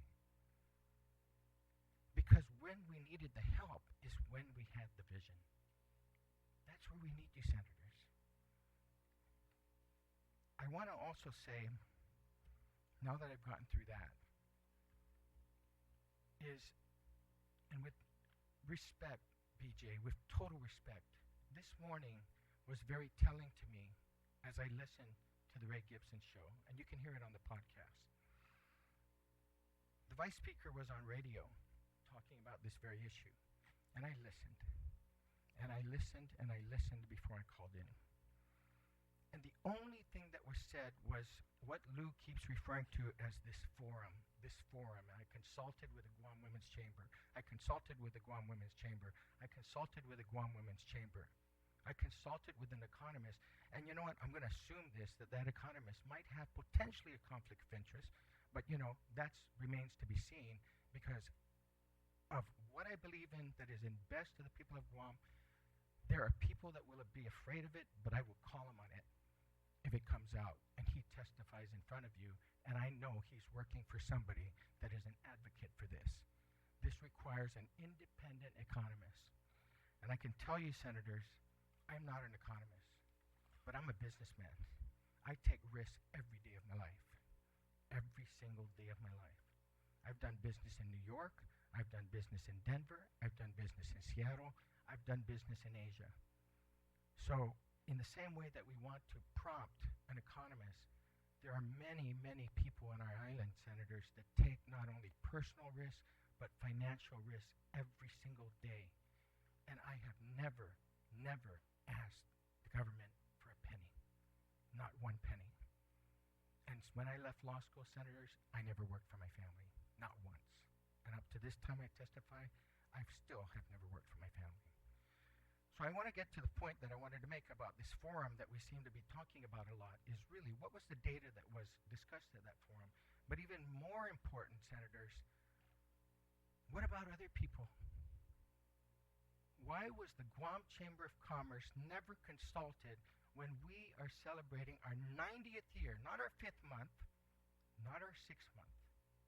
We're celebrating this year our 90th year anniversary. We have over 400 employees and 400 members and employ 40-some thousand people, and not once were we consulted by the sponsor of this bill. I thought about that a little bit after the radio show today, and I made a couple of calls. I then find out that the Mayor's Council of Guam was never consulted. I later found out from Dr. Shea that the Guam Medical Association was also never consulted. I was also later told that the Guam Contractors Association was never consulted. I was later told that the Guam Hotel and Restaurant Association was never consulted, and the Guam Bar Association was never consulted. So why just one organization was consulted? Because they had a forum? I ask you, if you're going to rely on the statements of a forum, that it is incumbent to everybody that is involved in this particular issue, because it's a critical issue, to ask for every single document that was presented at that forum. Because it sounded like it was a major event with thousands of people, but everybody forgot about the organization that employs 40,000 of our people. How could you forget us? How could you forget the Guam Contractors Association? And as far as the Mayor's Council of Guam, all of you know the hospital is being built in Dededo. One of my very good friends now is Mayor Savares. Mayor Savares, like other mayors, is scared about what's happening here, because in their village they do have a program that they call Partners. Just this last Easter, 300 children and families were able to enjoy Easter because of the small mom and pop stores and the small businesses in Dededo that contribute to not only that Easter event for families, but also every summer program to help our kids with exercise and other activities. Did anybody consult with those small businesses in Dededo? Did anybody consult with Mayor Savares in Dededo? Did anybody attend any of the partners meetings in Dededo with those small businesses? The answer, no. So we can talk about economics all day, but the truth of the matter here is what's lacking is there was no consultation except a forum. And that's the truth. And I think we got to recognize that truth. The other thing that I want to mention, and I'll get to that point, but Senator San Nicolas, I got to express that my gratitude that I didn't expect you were going to say a few things, but because you did, I plan on responding to them because I think it's very important that I respond to them. Since it's on the record, it was brought up by a senator who I pay his salary. I pay taxes, and so does everybody here. And when I hear on the radio a senator tell me that he subsidizes my living, all of us subsidize your living. All of us subsidize the power rates, whether they go up or not. And do we have a choice? Absolutely not. Every time the utility rates, every time water rates go up, do we have a choice? Absolutely not. No choice. The Guam Memorial Hospital is ready to raise their rates again on us, on the shoulders of our backs. Is it fair to us? It's not fair to us. Now, I think it's important to look at what happened to America Samoa and to look exactly at what the independent study of the General United States Office of Accountability said. The minimum wage backfires in America Samoa. Now, in my testimony, Senators, I quote a lot from that report, but I only want to read for the record a few. The following is well documented. The facts of what happened in American Samoa and how its entire economy was destroyed by raising the minimum wage is also included in a United States General Accountability Office report, which is an independent agency of the United States government established in 1949 to help manage and support basic functioning of federal agencies. Quote, in 2007, the United States government imposed a new federal minimum wage on America Samoa. While this increase was well intended, a response to the islanders' wages being lower than that of their mainland competitors, the results have been nothing less than devastating. Their entire economy collapsed. It totally collapsed. And just Google it. You'll find it. Every fishery left. Every one of them left. And, you know, I can't downplay this issue. It's much more important than what we think. It's not, and it should never be a political issue. This is about the lives of people. But I think the economics of this is that you got to, I don't know who the economists are, but you can Google all day long.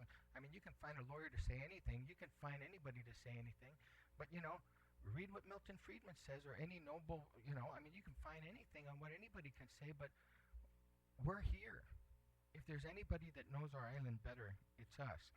I won't read the rest of this GAO report, and I'll leave it for your discussions. I want to also refer to what I call lowering the morale of a people. Now, think about it for a minute. We're looking at a $7.25 minimum wage right now. And I'm going to use an example of Ray Gibson, because he's a good friend of mine. Now, Ray Gibson once told me when he said recently, geez, you know, I'm paying somebody that has been with our company for, 7 years, experienced. We don't have to teach him. He knows how to run this. He knows how to run that. And we're now paying him, after 3 and 4 years of working his butt off, we're now paying him $10. Well, what does that do when this bill passes and a guy that's never worked a minute in his life and just got out of school and doesn't even know how to run a camera, what more run the board of a radio, and you're wanting that business to increase their minimum wage by 40%? What do you think it's going to do to that other employee? What would it do to one of your staffers, Senators? I know what it would do to me. It would demoralize me. I would be demoralized. Is that what we want to do to the young people of our island? I don't think so. I would never want that to happen to any of my children, and I don't think any of you that have children will want that to happen to your children. Okay, so let's talk about some solutions here, because it seems that the only solution sometimes is that, we got to find what's best politically. Why don't you introduce legislation that lowers the power and lowers our water rates? Does anybody have the courage to do that? Because you know what? In the entire United States, we pay almost 30 cents per kilowatt hour, one of the highest power rates in the nation. And if you want to talk about difficulty of people living, talk about their power rates. Talk about their water rates. Let's just stop there. It's ridiculous. The greatest export we have on Guam is $100 and some million annually to pay for oil for our power plants. And many of those power plants, senators, if you look closely, all this stuff about LNG, all this stuff about solar is false. And the reason is every one of those old power plants still have loans on them, and it's referred to as stranded costs. And guess who's shouldering that burden? Us. All of us here and everybody watching TV. It's not the business community that did that. It's not any of our residents that did that. We had no choice. It was forced down our throats. We had no choice. It's not fair to us. It's not fair to the people of Guam. And then we talk about this is for the poor? Is this fair to the poor? I don't think so. Now, when I get back to, instead of raising the minimum wage over 3 years by almost 40%, why not let's have the courage to enact legislation over the next 3 years and lower power rates by 40% over the next 3 years? You know why we can't do that? Because for those power plants, millions have been borrowed and those loans have not been paid down. They haven't been paid down. And you know what? Those loans started easily over 25 years ago, and they're still not paid. So when I read all this stuff about spending $1.2 million on a study to do LNG, I think of myself, don't throw away the money. Pay down those debts first. When I hear all this stuff about solar power and energy this and energy that, the people of Guam, if we could just simply explain what stranded cost is, I'm just asking, can we be honest to the people of Guam? And again, it's not the business community's fault. And not only that, it's not the fault of any resident and taxpayer of Guam.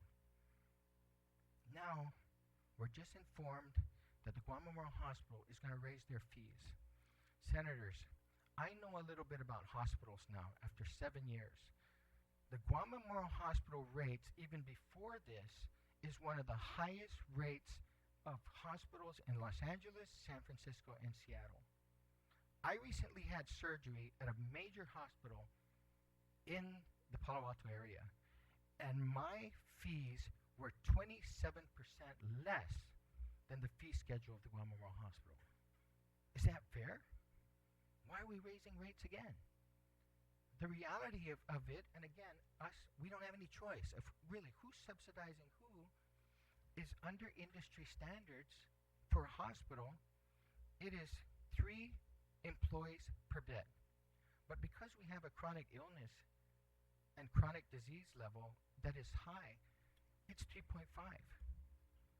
How many beds, acute care beds, are at the Guam Memorial Hospital? We should not have more than 628 employees. We have 1,200 employees. So when we say that GMH is going broke, let's just give them more money, that's not the answer. The answer is reduce your payroll. But do we have the courage to do that? Are we afraid? Are we afraid we're not going to be elected anymore? I mean, one of the greatest books that I've read is a book about public officials that took a stand and they lost the next election. But they took a stand because they believed in it. They truly believed in it in their heart that they were doing what is good for the people of Guam and their own people. I want to say a few things. I anticipate, based on an email that passed to me yesterday, that there will be an economist that, quote, be using empirical data of states. Well, you can't use empirical data of states to compare to Guam, and I'm going to tell you why. And I just want to read this. Unlike most states, practically every single product our community uses must be shipped into Guam. Guam's largest export is money. The first is over $100 million annually for oil to run our power plants, and we lose healthcare dollars here, originated from here, the taxpayers of Guam, $60 million to help the economy of Los Angeles, help the economy of San Francisco, help the economy of Seattle, and I can go on and on. So Senator Nicholas, when you talked about leaving money and putting money outside of island, let's not blame the tourism industry. Let's look at ourselves. Let's really just embrace ourselves. We can't be all doing something right. Why can't we take that extra step to turn this around and stop blaming businesses that we're bad people? Because we're not bad people. The other thing is our port terminal fees is one of the most expensive in the nation for close to 20 years. Close to 20 years. We're more expensive than Oakland. Why? And guess who shoulders that burden? Because nobody's subsidizing the business community. The people of Guam are subsidizing that cost. Why do you think food prices are high? Why is everything else high? Just that terminal fee alone causes increases in pricing, and we haven't even got to the minimum wage increase. And we gotta, this is not an issue of, just a few little points and a little forum. What I'm discussing here, senators, is just 7 pages of a 160-page document. I want to add again, and this is astonishing, approximately 60,000 pounds a week is imported, 600,000 pounds a week is imported into Guam of produce. I ask yourselves, how many pounds is imported into every state, and how can you then use empirical data of a state to apply to Guam when you can pick up the phone at a Safeway and say, I want 200 cases of lettuce tomorrow, and it's delivered to your front door. But here, every single store that wants to get a case of lettuce has to wait 6, maybe up to 15 days to get it. It takes about 12 to 14 days from the time you place an order for goods from the Philippines. It takes 14 to 21 days to get here. You know why? The ship with the container has to go to Korea.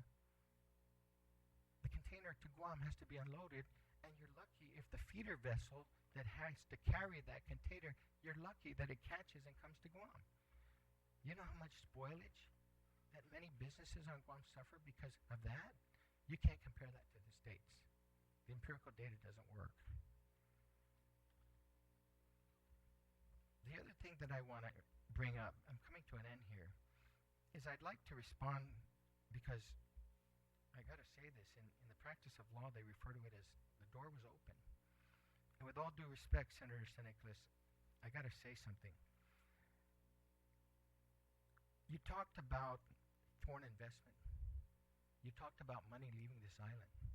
I spent 7 years of my life, Senator, 7 years of my life, and there's a hospital going to open in 5 months for our people. 7 years. I never got paid a penny. No member of my foundation got a penny. We never came to this legislature for a penny. But what I did and what we did was follow the playbook of Jesus Leon Guerrero, and that's the only reason why I succeeded. And he helped guide me. And he helped guide our foundation. And every single foundation member in our first meeting was required to read that chapter. So when we talk about that one hospital, Senator Nicholas, and money going on, you know what? Let me tell you something.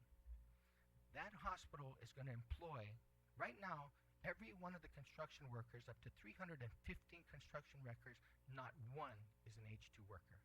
Where do you think their salaries are going, Senator? Right into our economy. That hospital is going to outsource $102 million annually to local businesses. Where do you think that money's going to go? Pumped in right to our economy. That hospital alone is going to start employing 326 people and then move up over a period of 3 years to up to 400 employees. Where are their salaries going to be paid? Right in here. Right here. They just built a power plant. $23 million. Where did it go? Right here in our economy. Right here. And I want to end with this one. 497 40-foot containers are going to have to go through our port to fit that hospital. How much in terminal fees is the Port Authority of Guam going to make? And where does that money go? It stays right here, Senator Nicholas. It stays right here. As far as hotels, I admire the Israel family. Just the Dusit is $120 million. Who would take that risk? Would any of us take that risk? Absolutely not.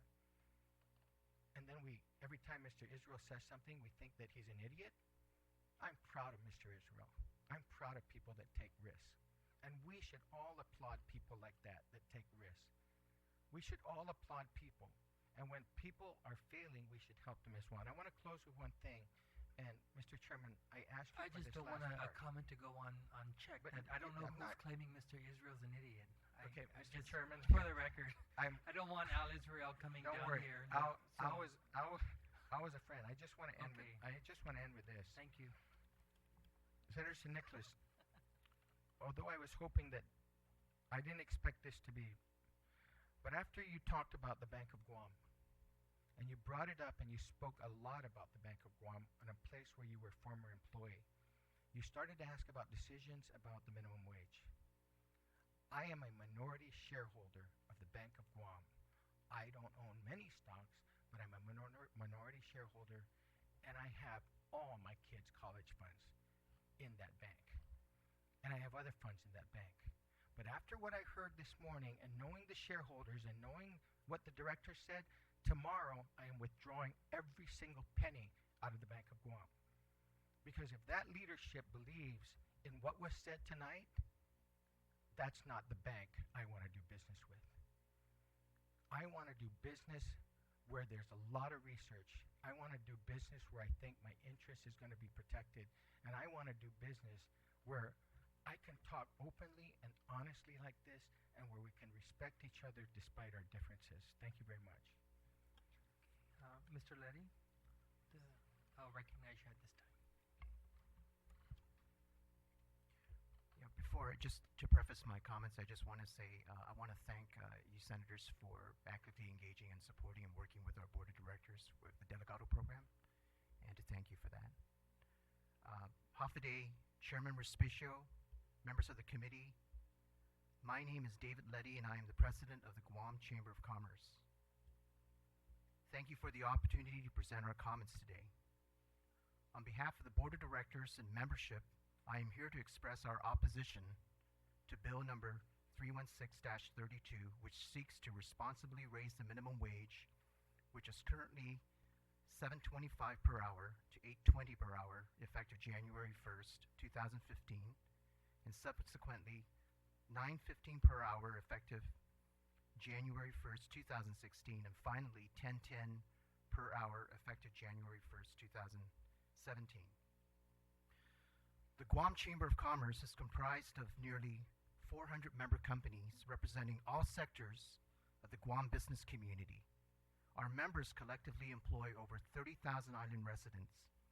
More than half of our members are small businesses with annual gross revenues of less than $1 million.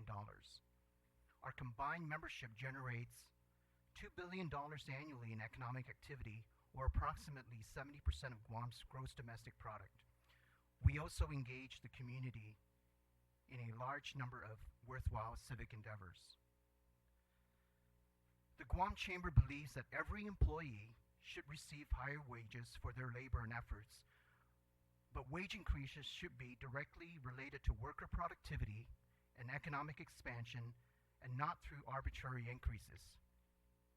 Increased wages without an increase in productivity will be a cost, which will actually reduce employment options for entry-level workers by reducing the number of those jobs available, and will impact real job earners. However, When wages are determined by free market competition and productivity, this increases the economic pie and benefits all at no cost to anyone. Despite the intent of the legislation to lift low-income wage earners out of poverty, arbitrary wage increases have always proved to be ineffective in accomplishing this, and is often a detriment to the population it is intended to help. This is due to the rippling effect of rising prices of consumer goods and services and labor costs that often accompanies an artificial wage hike. Like individuals who buy less of a commodity or service due to rising prices, businesses are no different and will adjust their spending accordingly for purchases of goods and services, including labor, that is used in their production. Labor demand falls as prices increase. A minimum wage is not meant to be a living wage, but is typically seen as an entry-level wage position that enables workers to gain the necessary skills to become more productive on the job so they can command higher pay and move up the career ladder. Increasing the minimum wage will essentially knock off the lower rung of the career ladder and prevent otherwise sincere, hard-working people from entering the labor force where they can acquire these important skills. The current minimum wage provides an opportunity for unskilled, unemployed people to become productive citizens of our community instead of potentially being driven into a cycle of poverty, welfare, and crime in the absence of a job. With crime currently at a rise, do we want to add to this statistic?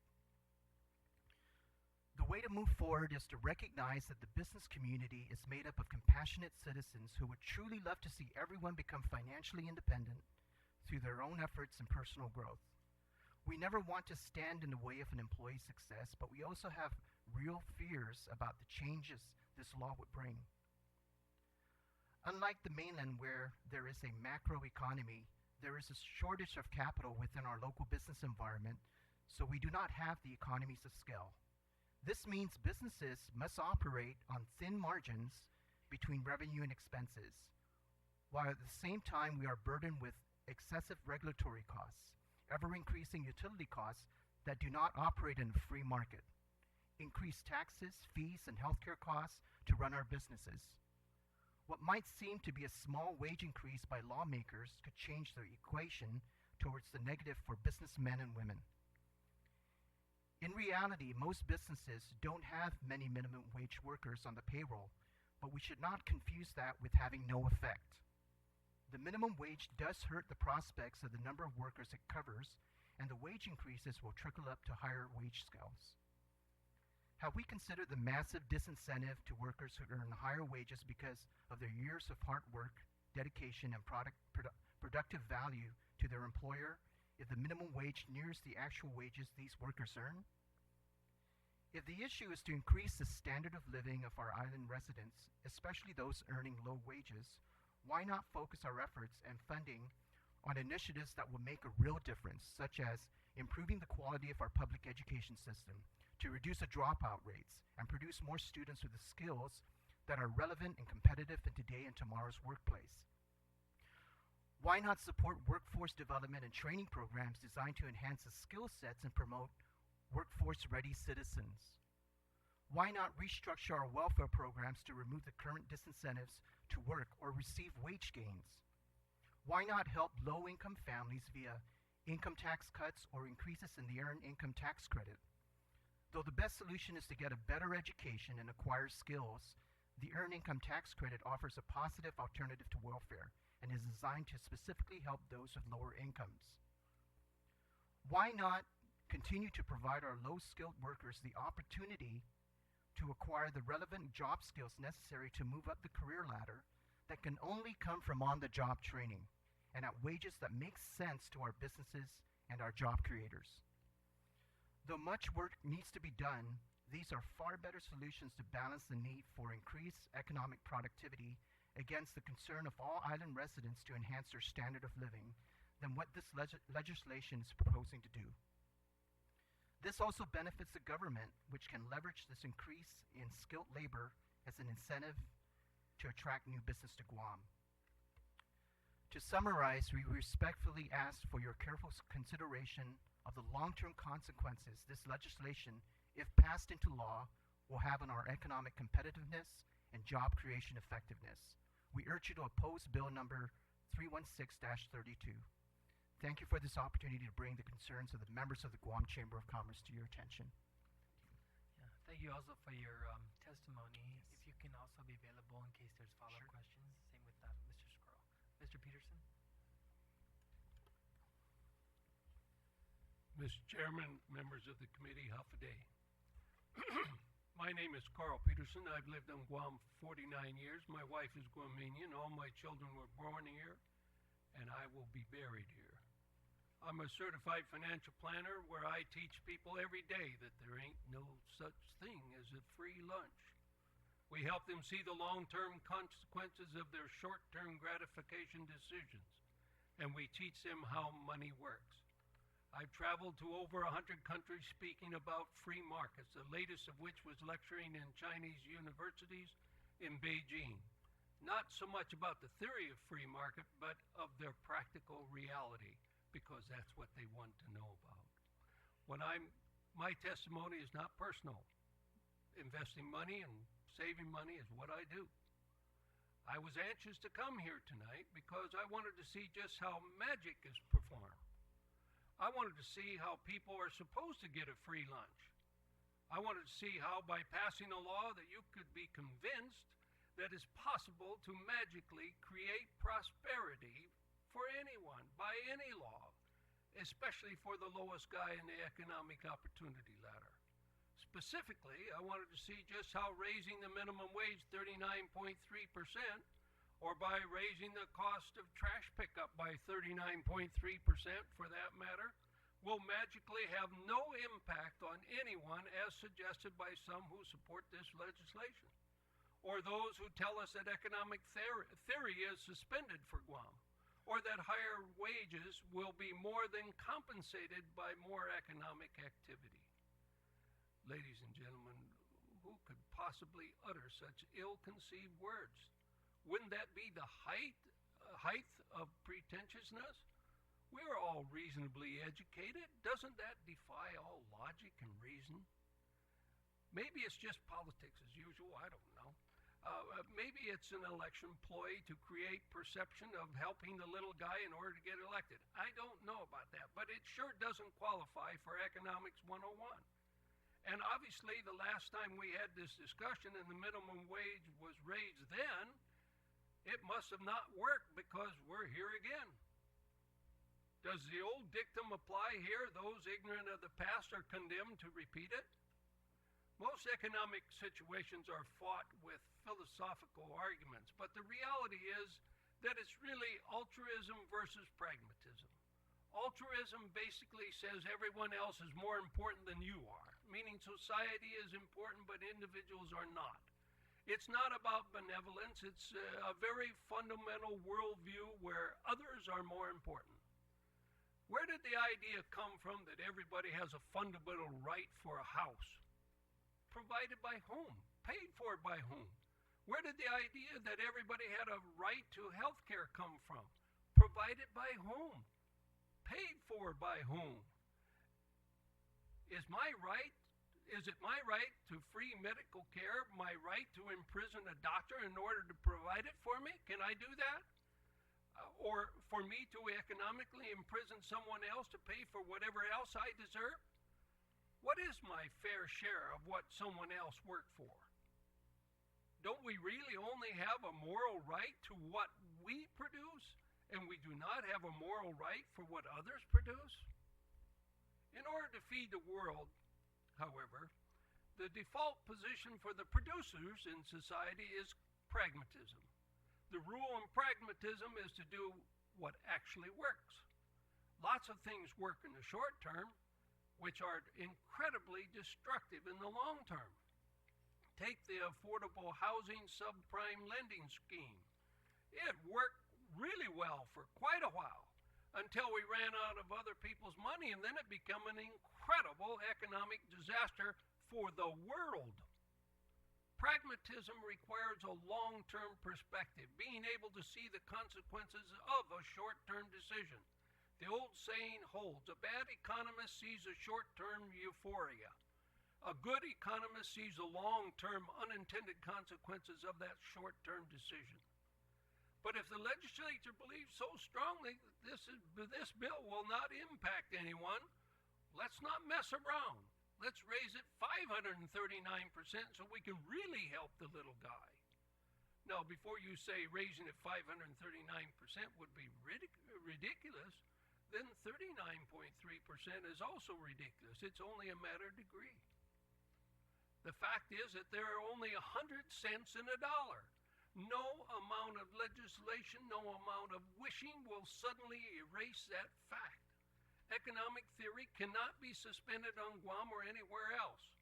So if widgets cost 20 and the cost of labor is 10, and labor goes up 39.3%, where does the extra $3.93 going to come from to do that? Where's it going to come from?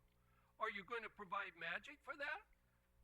Now, if you can pull this magic off, then tens of thousands of Guamanians would love for you to sprinkle that magic on their increased power bills, their increased water bills, their increased sewer bills, and the huge increases in trash bills that it's only going to get bigger. All of which, by the way, happen to be government entities, I might add. Maybe there's a strong correlation here, perhaps. Thank God we privatized GTA, getting us out of an antiquated system and opening up competition beyond our wildest dreams. Lots of companies are now in that industry. Lots of new technology has been introduced. Lots of employees have been hired. And you know what? Both the companies and the employees pay taxes. That same magic would also work on the rest of the utilities if we would only allow competition. Oh, I forgot. It was the legislature doing their magic and making it illegal to compete. It is politics that interferes, not economics. Don't ever submit to the delusion or the fallacy or the chimera that raising the minimum wage is somehow free. It is not. At a minimum, at least one of the following 5 things, perhaps all 5, will happen if you raise it. Number 1, prices will go up. Obviously, raising prices is self-defeating. You increase the minimum wage, prices goes up. You got to increase the minimum wage, prices goes up. It's in a never-ending circle. It's self-defeating. That's what happened last time. Not only that, but wages will increase for everyone. If you were the employee making $10.10 today, and now minimum wage goes at $10.10, you and everyone above you will want your 39.3% increases also. Those price increases will make Guam a lot more expensive for tourists and a lot less competitive than other destinations. And for those who can, they will buy everything they can online, causing an even sharper decrease in sales. And I might add, taxes to the government. Number 2, the second thing that could happen, business will cut operating expenses. That's what you do when you have less net revenue. My business is to help people cut every conceivable expense and to stop them from unknowingly, unwittingly, and unnecessarily transferring some of their hard-earned money to someone else. When a business cuts operating expenses, it must cancel contracts with other businesses to achieve those cuts. When that happens, no one accounts for all the people that the other contractor had to lay off in order to cope for the slowdown of his business. You don't see that.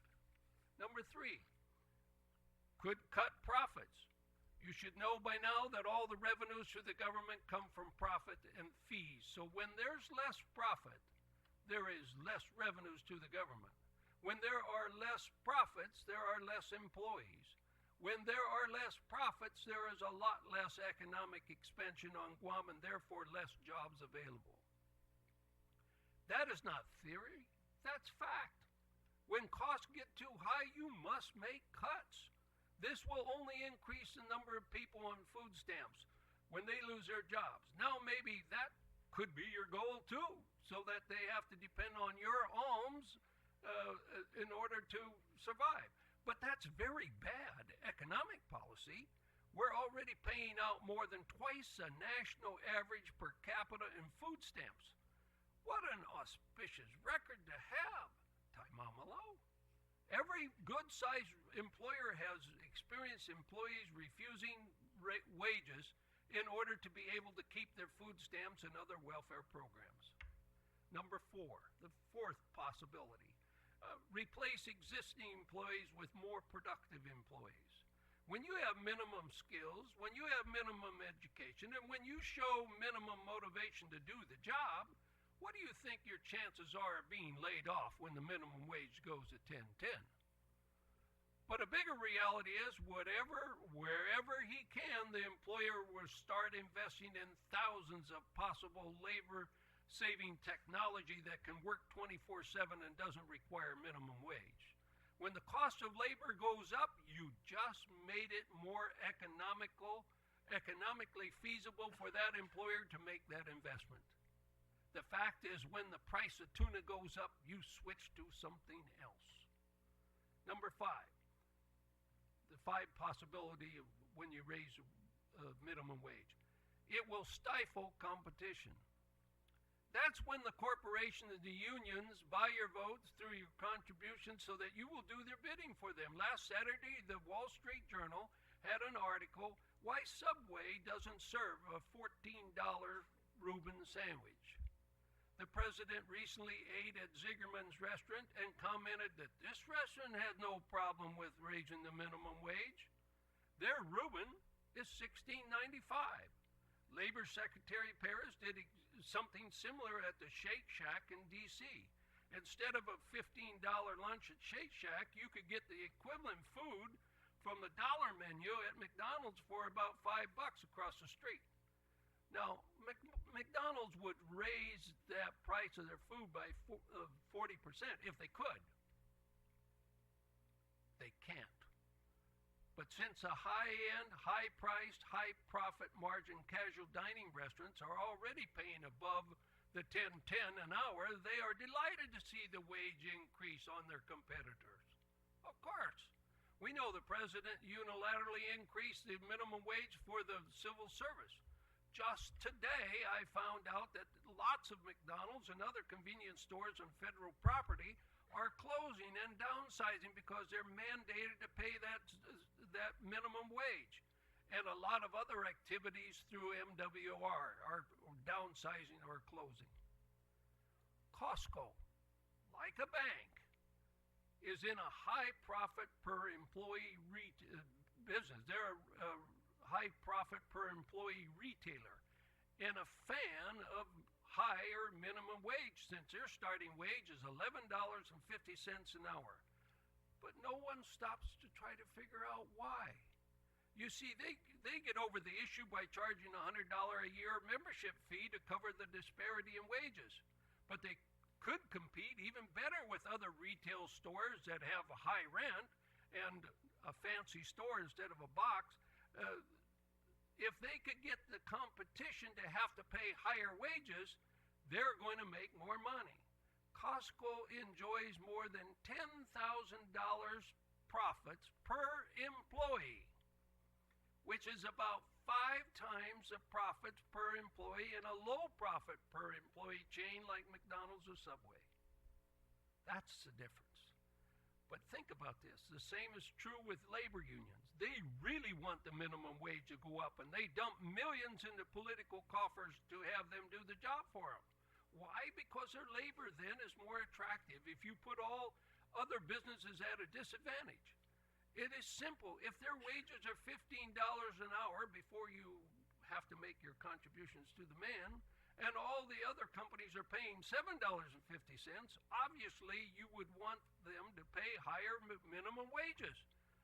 This does nothing for entry-level young people trying to get some experience by getting their first job, just like probably every single one of us in this room had to do. We just heard from Pete. For those who really want to learn just exactly how the economy works in simple language, I cannot stop thinking about one of the most exciting books on economics ever written. Its findings and postulations have withstood the test of time as it was released in 1963. It's called Economics in One Lesson by Henry Hazlitt. It has so profoundly impacted my life that I would be happy to buy a copy for each of the senators if you would choose to own one. Again and again, the book explains how the art of economics consists of looking not merely at the immediate, but the longer effects of any act or policy. It consists in tracing the consequences of that policy, not merely for one group, but for all the groups. And of course, this requires a long, complicated chain of reasoning. Government is not a know-all, be-all institution.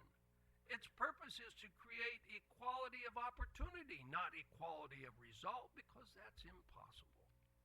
I would like to close with a story about how the economy really does work. It's a simple story, and it's about a simple wooden pencil.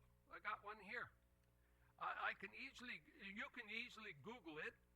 It's a great story. It's called I-Pencil. I, pencil. You see, no single person, for sure not government, can make a pencil. Did you know that? No one can. At least not one like this in a way, maybe a crude implement of some kind. But this pencil is made out of wood. And it's probably cedar, probably from the Pacific Northwest. But you have to cut down a tree in order to make a pencil. That takes lumberjacks and chainsaws and loggers and trucks and a whole infrastructure in order to do that, which requires materials and all the implements to come from all over the world. Then it's filled with what we call lead. And lead is not really lead, it's some type of graphite. But it's a mixture of materials that have to be mined and smelted and transported, and it comes from different countries from all over the world.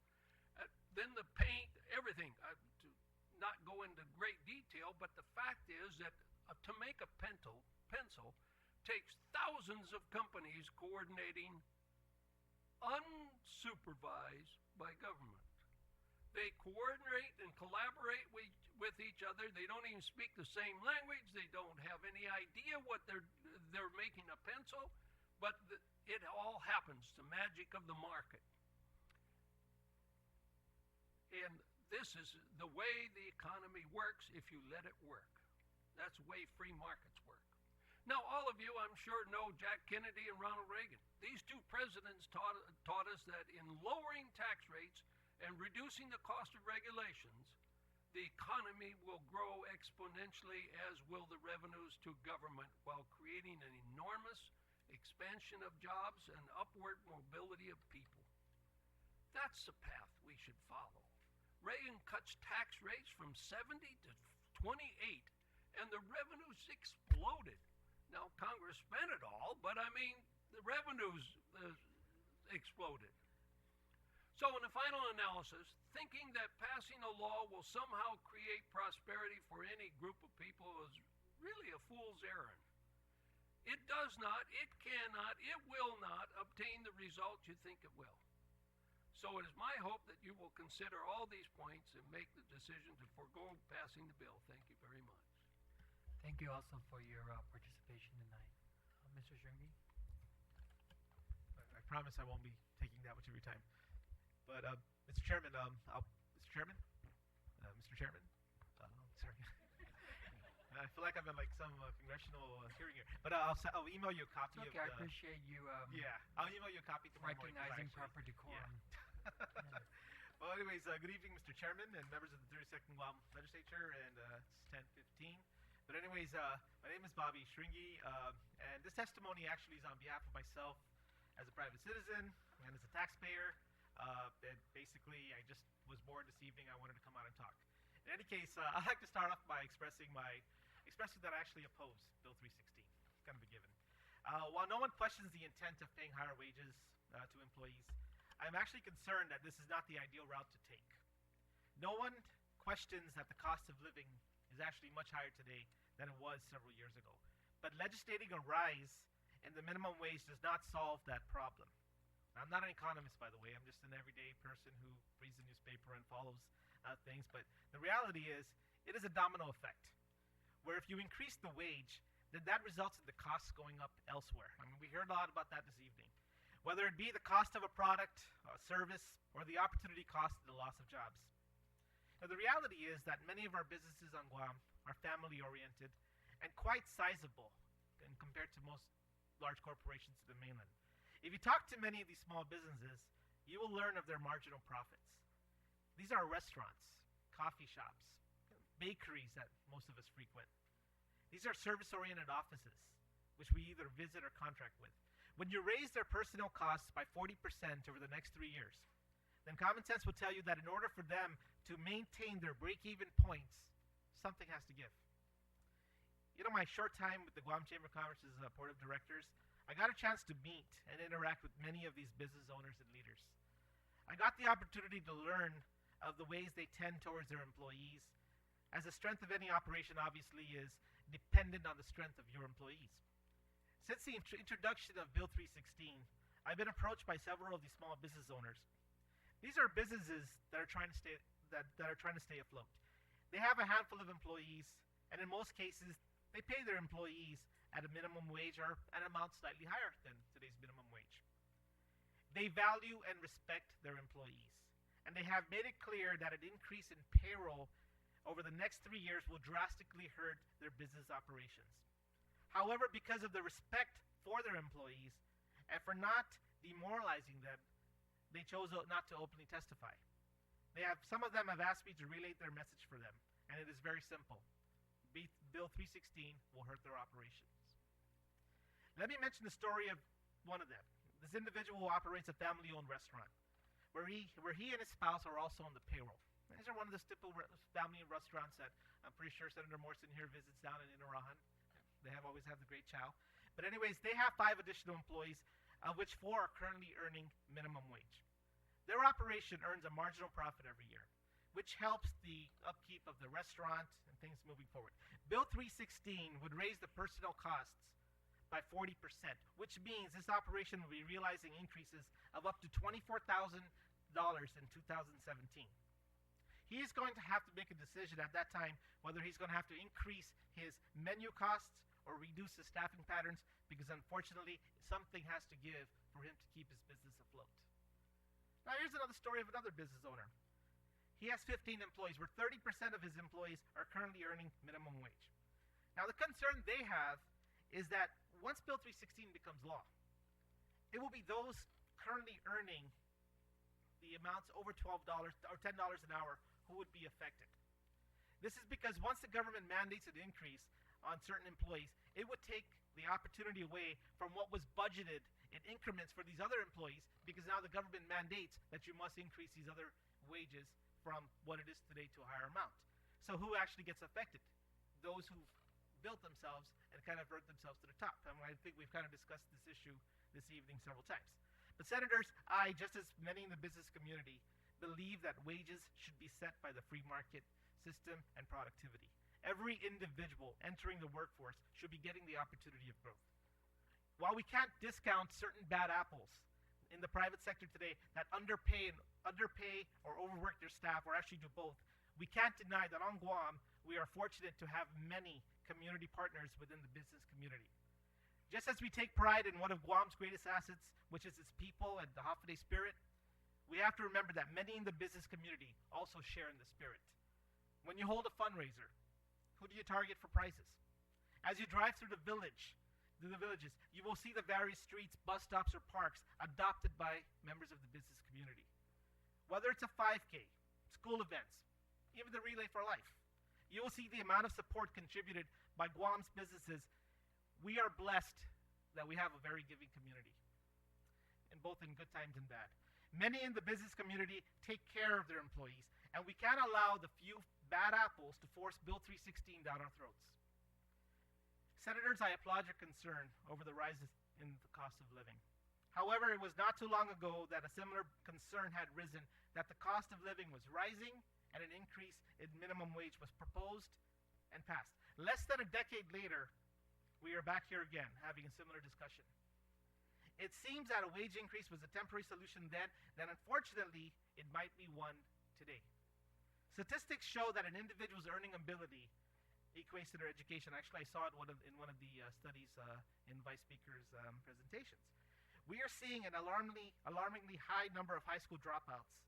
Thus, one of the first focuses should be finding ways to reduce this problem so that we won't be sitting here a few years from now having the similar discussion once again. Let's not set a wage that would be attractive enough for a high school student to actually consider dropping out, since they may be thinking about today and not tomorrow, and suddenly $10.10 an hour is quite attractive. Let's look at ways to get more residents involved with trade programs so they can actually earn the skills to earn the higher wage, or actually attain the higher wage opportunities. This sounds like a broken record, but has proven to help many in certain industries today. I don't think anyone disagrees in paying more wages, but let the employee earn that opportunity. Bill 316 is in theory telling those who have actually worked hard to get out of the minimum wage brackets that their efforts were not worth it. Because in the snap of a finger, the government can raise the wages for the entry-level individuals to a level comparable to what you have worked hard to get to. Before increasing the minimum wage, I encourage this august body to look at ways to reducing costs of utilities, rates, the rates at the port, recently at GMH, and the other rising costs in the government. We are all concerned about the rising cost of living, but there are things this government must look at first before raising the costs in operating a business. We understand that increasing the minimum wage will result in an increase in payroll taxes, which means more monies for the government's coffers. But at whose expense? Let's not force businesses into increasing their costs or reducing their employment numbers. Therefore, I encourage the senators of the 32nd Guam legislature to vote no on this legislation. Thank you very much for this opportunity to testify this evening. Thank you. Yeah, thank you also for your participation. Can you just make sure we have a copy of your testimony? Wait, before I open up the questioning from senators here, I just want to affirm that you presented testimony in your personal capacity, Shringi? Yes, sir. As well as Mr. Scroll, and you're chairman of the Guam Chamber of Commerce, another hat that you wear. During one of our board meetings, Mr. Chair, I made it very clear to the board and got the approval of the board that our president would be preparing the testimony and giving the testimony on behalf of the chamber, and I would be giving it in my personal capacity. Okay, no, that's fine, but I want to generate some discussion on a recently enacted initiative by the chamber to create a legislative review committee. Have you activated that legislative review committee for this particular bill? Well, the board agreed for this particular discussion. It was actually going to be through the board and by the president. So How would that be different to not run this issue by the? You mentioned that you have 400 members in your organization, and you, Mr. Letty, and as president, you mentioned that you opposed the bill. Were your members surveyed?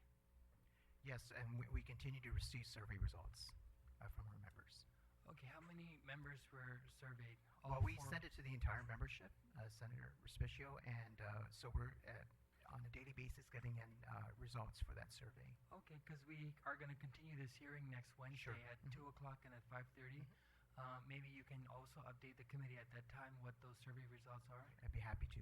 Okay, because I appreciate your announcement of the Legislative Review Committee so that we can work in concert with any legislation that's going to be impacting the community as a whole. And we want to generate that kind of relationship, right? So I'm also couldn't stress enough how important it is for this particular issue to be vetted through that Legislative Review Committee, and just express my concern that for this particular issue, you've chosen not to run this issue by your Legislative Review. If I can clarify that point, Mr. Chair, the Legislative Review Committee was just recently something that the board approved. The reason for that is not just during the last board where I didn't serve as chairman, but this board, it was extremely difficult for our staff to follow basically 100 and some bills that have been introduced since the last legislature. I mean, for our organization, we have about only 4 staff. I mean, bills are just introduced almost every single day. But So isn't- that's what But happened. is this legislative review committee to not only have a greater relationship with the legislature, but also to engage your members on the legislation that's been introduced that may affect their companies? Absolutely. And so how come in this case they weren't consulted Because it just regarding start- Bill 316? Well, when Bill 316 just came out, and you got to remember, when was it introduced? I think it was only introduced a couple of weeks ago. 14th. The 14th. Just a week ago, practically. I don't think there's been a lot of people that have had a lot of time to even, be here. I mean, we're talking about a week, Senator. Our Legislative Review Committee was first enacted because we could not follow the number of bills. And so in this And we case, still you, can't, by the but way. in We still- this we case, still can't, by but the in way, this so case, you just decided consciously this time to just not run No. Bill 316 through the same committee. No, it did run through the committee. And, it ran through the committee fairly quickly. The committee was formed, but then, this popped up without really any prior notice. And as I indicated in my testimony, which is a factual testimony, is we were never engaged.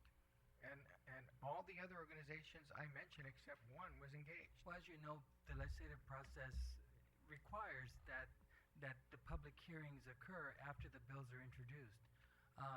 Your position is that every single sector of the community should be consulted prior to moving on any particular piece of legislation at the introduction point. No, that's not my position, Senator. My position is I'm a taxpayer. I My understand. but let me finish. My position, Senator, is not only am I a taxpayer, but I'm entitled to know what your body is doing. Okay? As And a that's why taxpayer. we're here No, but I'm not tonight. finished. But isn't that why we're here No, tonight? but that's not why we're here. We're here now, but I feel that there was a little bit of favoritism given to one organization, and that's wrong. How about the rest of the people of You've Guam? never asked a senator to introduce a bill? Absolutely not. And bills don't get introduced because Absolutely because not. someone asked them to introduce a bill, whether it's a common person or whether it's a particular special interest. Senator, have I ever been to your office? Many times, and I Many times? When? well, not in this legislature, but I believe in previous legislatures when we worked closely on an issue to provide something for the Guam Power Authority to allow businesses to come here and open up a power company and to authorize public-private partnerships, if I recall. You know what? Let me just clarify that, because that's not true. I am supporting. I never went to your office. I had coffee. You've with never Vice- been to my office Hold to on. discuss Can I? No, public-private because partnerships? you're bringing up an issue of public-private partnerships. Yeah. I did not have discussions with you. I've had discussions with the Vice Speaker. And personally, because it hasn't been run by the Chamber, it is on record, it is on emails, it is even in fact that I even brought it for free to review that Oh, bill. I'm sorry, it wasn't IPPs. It wasn't PPPs, it's IPPs. Senator, what difference does it make? I Well, mean, the what do you want to difference- argue about where I was or where? I mean, I'm just saying, where do you want to go with this? Well, where I want to go with this is a discussion that's going to center around Bill 316, where the Chamber made a big to-do about this Legislative Review Committee criticizing the amount of bills that have been introduced in the legislature, and to say that you were going to be a partner in this process. And in this case, this bill was not run by the same. But it Senator, would still, Senator, no, but that's it still, not- but still wouldn't make any difference It because wouldn't- that's not the ultimately point. any decision of any committee within the legislative within the chamber composition would still have to get a board approval. That's right. So the We reality cannot is, take a in this position. particular case, this became a discussion with the board. We got awareness about this public hearing, which originally was at 5:30, but this kind of came as a rush event too. But this will still be presented before the board. No, formally. absolutely. Well, the board already The approved. board already the approved board it. approved the stance. That's the reason why we Dave took is a here vote today. on it. Yeah, that's why Dave is here today to give that presentation. Yeah, and This- members And the chamber members vote presentation for is the based board. on a therefore- survey that you're still getting results for.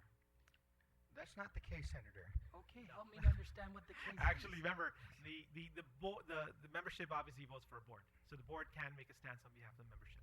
So that's basically. But how it there's works. a formal survey that's being yeah, but you can that's being that's still being run. done, Yeah.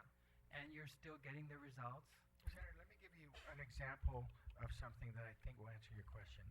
I think that right now, because again, I'm going to say it's a political year, nobody wants to take a stance on the incinerator.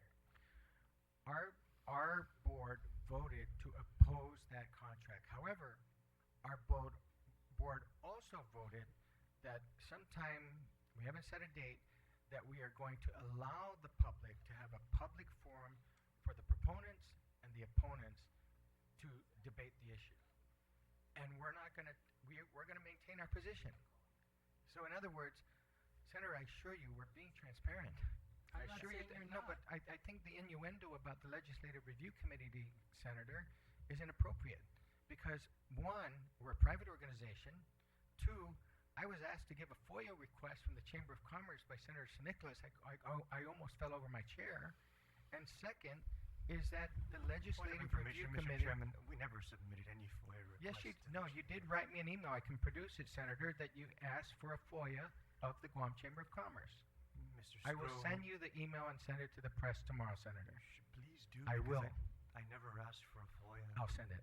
Sure, and I'll also make sure that, all the other correspondences that we have were included. But, Mr. Scrow, when we're talking about trying to figure out how we're going to address the issue of improving the quality of life of our people, we don't need to keep throwing in all these things here that are unrelated to the facts of the discussion.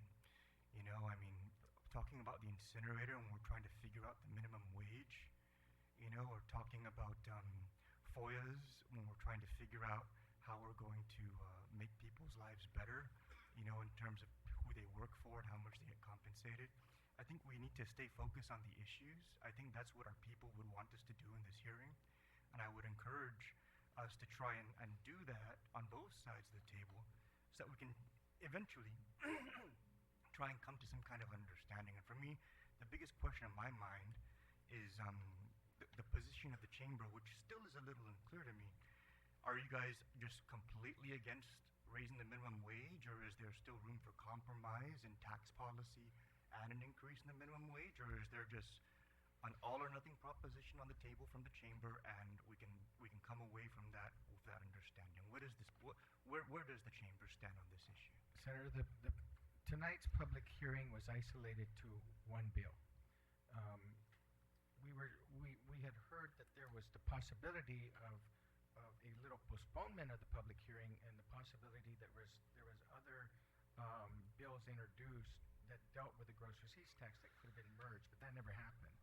So because of that, we're not here to address the gross receipts tax Yeah, I issue. appreciate that comment. We're here to address just what's before the body.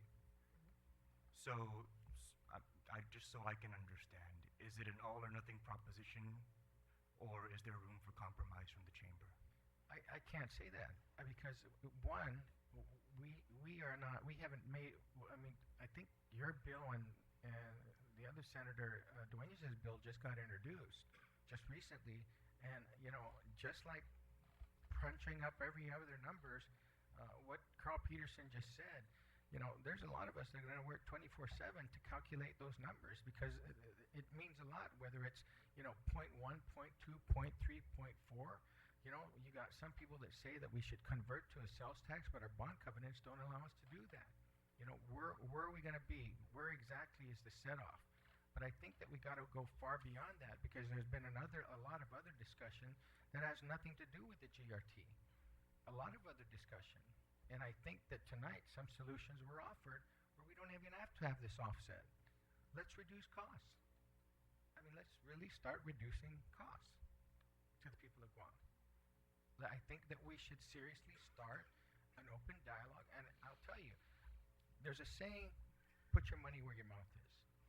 I'd be more than happy to pay to get a room at a hotel for all of us to sit down and talk like rational people. And I'd like to invite you all to accept this invitation because I'm going to send it to all of you.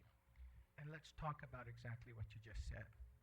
As reasonable, rational, honest people. Because you know what? And I mean this with all due and a lot of respect, Senator Nicholas. This is our home. Like Carl Peterson said, he's going to die here. And I ended, and I'm not saying this to be dramatic. Poor guy, you just he said not, I know, first on the versus- record, he said not yet. first it's Senator Israel, now it's you, Carl Peterson. So I don't know. Okay, I withdraw that. But I'm just Well, saying. before you go any further, my Sure. point in asking about the survey is to really ask what your 400 members feel. You're representing a very important sector in our community, the small businesses, particularly that drive our economy. And for you to take the position as president of the Guam Chamber of Commerce to say this is what the Chamber of Commerce position is relative to Bill 316, and you still say that you've surveyed your members, but you're still getting results. I just, since you've opened the door, Mr. Scroll, and you've went down that road to say that you weren't consulted in the development of this bill, I'm speaking not on behalf, because I'm not authorized to. I'm speaking maybe for your members where maybe they may have not been consulted in this particular bill. And that's where all I'm getting at. That's I understand. exactly. I'm coming from a place of a deep concern for a comment that your organization is making representing your members, and yet if you told me the survey was done and overwhelming said this or said that, then that's fine.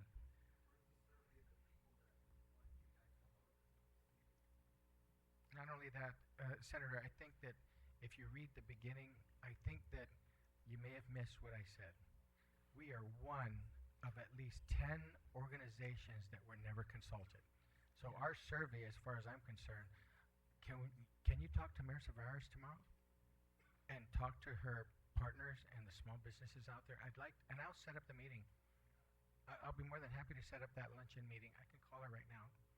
Because I'd like you to meet those small businesses, because I don't want to believe. I think you missed my point too. And you no, Senator, you're a public official, and I think my point is that you keep pointing to the chamber, but my testimony is not as a chamber, No, as I a know, taxpayer. Wait, and I if I can affirm that finish, Senator. you're giving testimony on your personal behalf, and so is Mr. But Shrevey. your focus is just, I'm going to say, picking on the chamber. I'm not When picking. when my testimony talks about that we and many other organizations, Well, except one. I was directing my question to Mr. Letty, Okay. and you've interjected. And this is why we're having this back and forth, and I just think it's so unproductive, and I apologize if I may have come across in a different way that you're interpreting. But I'm basically saying that we're going to reconvene this public hearing on Bill 316 on Wednesday at 2 p.m. and 5:30 p.m. And since you do take the position on behalf of the Chamber of Commerce that you are opposed to Bill 316, maybe by Wednesday you may have gotten some other feedback based on this survey that you can just share with the committee. Why do you want to make something out of nothing, Mr. Squirrel? Excuse me, Senator? Why do you want Are you to? serious? About No, what? Senator, serious. Did you just say that to me? About what? I find that very disrespectful. All right, I'm making something out of nothing after what I just said. No. About this. About why I'm asking for additional feedback on the survey. I think. How Okay. many times do you want us to answer that question? All right. Mr. Vice Speaker, any questions?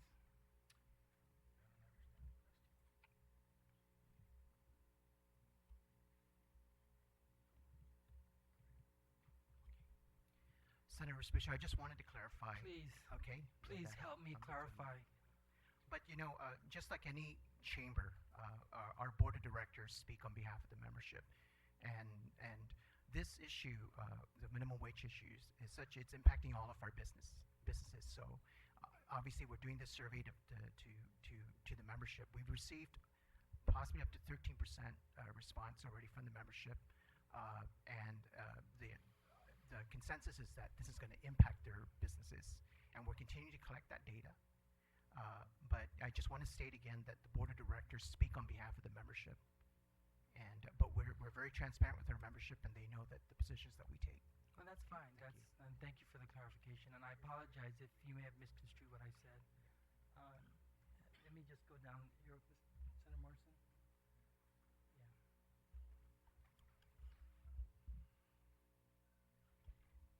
Thank you, Mr. Chair. I want to thank the panel for the testimony. I have a real quick question, or actually, maybe Mr. Scroll. I was looking at the testimony and some of the information you shared of American Samoa, and it seems as federal law supersedes local law, that we really have no choice in coming of what the federal government does. So, would you agree that, because regardless of any bill that we introduce or it's already introduced or any law that we pass, that again federal law supersedes local law.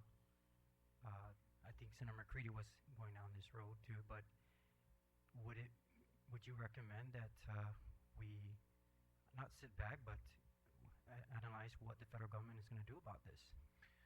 Senator, I'm glad you asked me that question, because here's the perfect answer to that question, which I believe just happened about 2 weeks ago.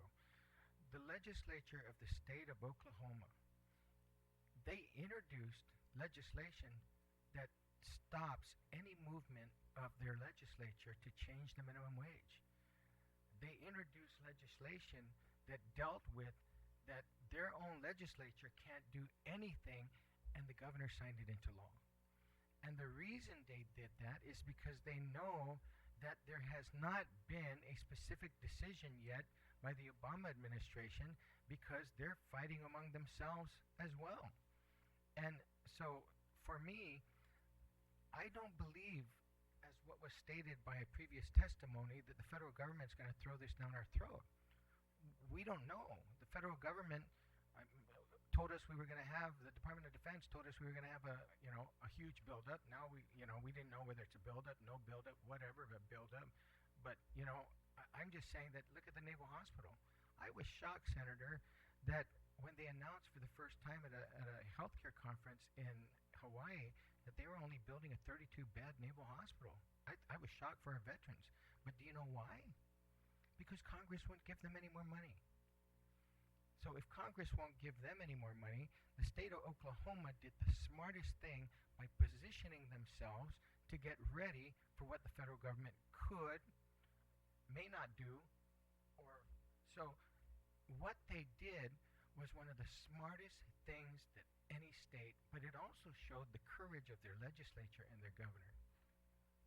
It was an unpopular decision, but it passed unanimously. Aside from Oklahoma, these other states are kind of standing still right now, or are they? Because again, I'm looking at this, and this was imposed on American Samoa, regardless of the situation, and I'm concerned that we are maybe moving premature, that we may have something in law that may eventually be superseded. I guess, I'm sorry, can you repeat that question? I'm just saying that I'm processing this all in and seeing that we have some solutions, alternative solutions on the table for the cost of living, but as far as the minimum wage, I'm concerned that we may have something established by law that our federal government hasn't even acted on that deals with this issue.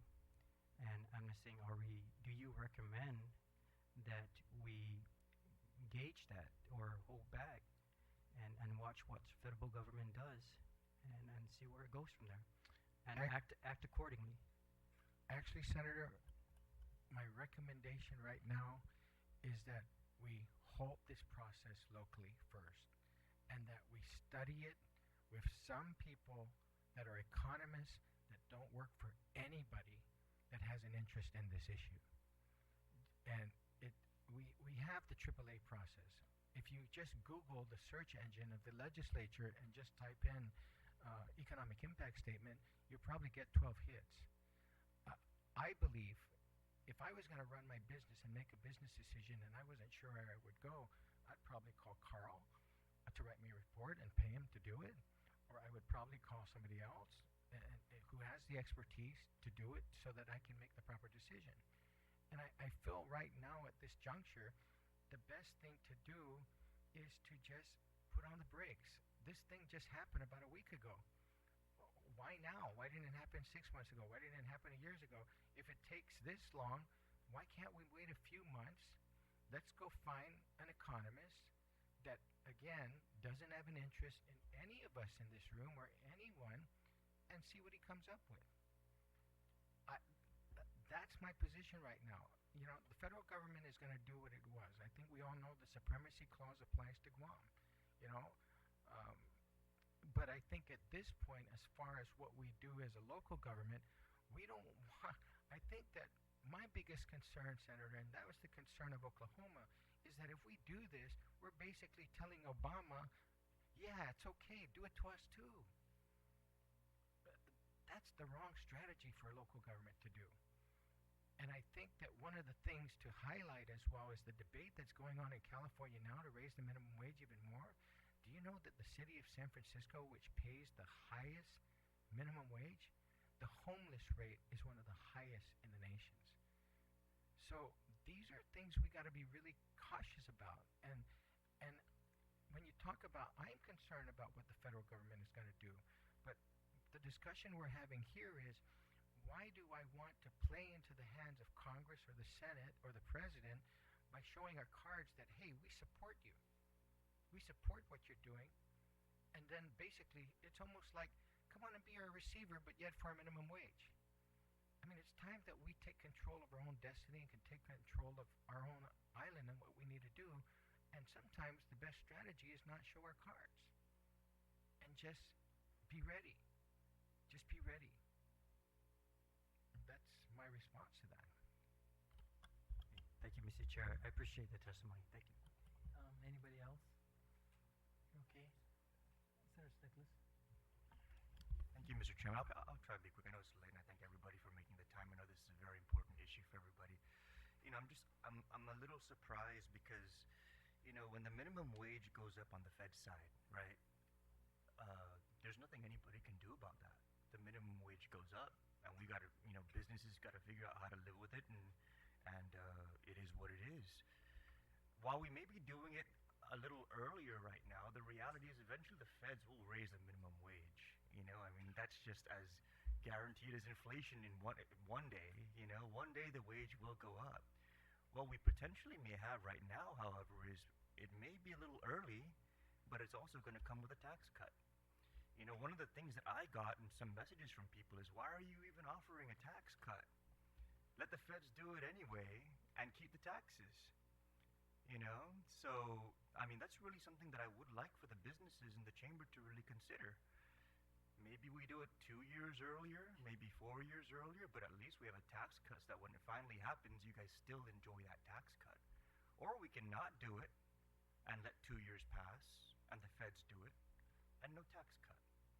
You know, so that's just, there's a lot of other things to really consider here. It's not just a legislature trying to ramrod a wage increase for political reasons. You know, I mean, that innuendo was laid on thick tonight, and there's a lot of us here who are not, if not all of us here, who really are not really thinking about that. I mean, Vice Speaker Cruz introduced this bill, and I'm sure there are a lot of private sector employers who are very upset with him.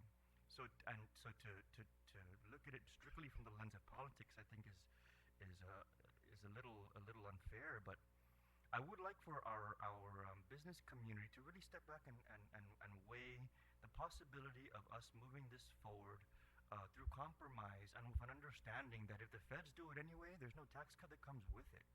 You know, unless the feds somehow work some kind of income tax cut into it somehow that we don't know about. But at least, as Mr. Scro stated, in this juncture, at this point in time, we can take control of our own destiny.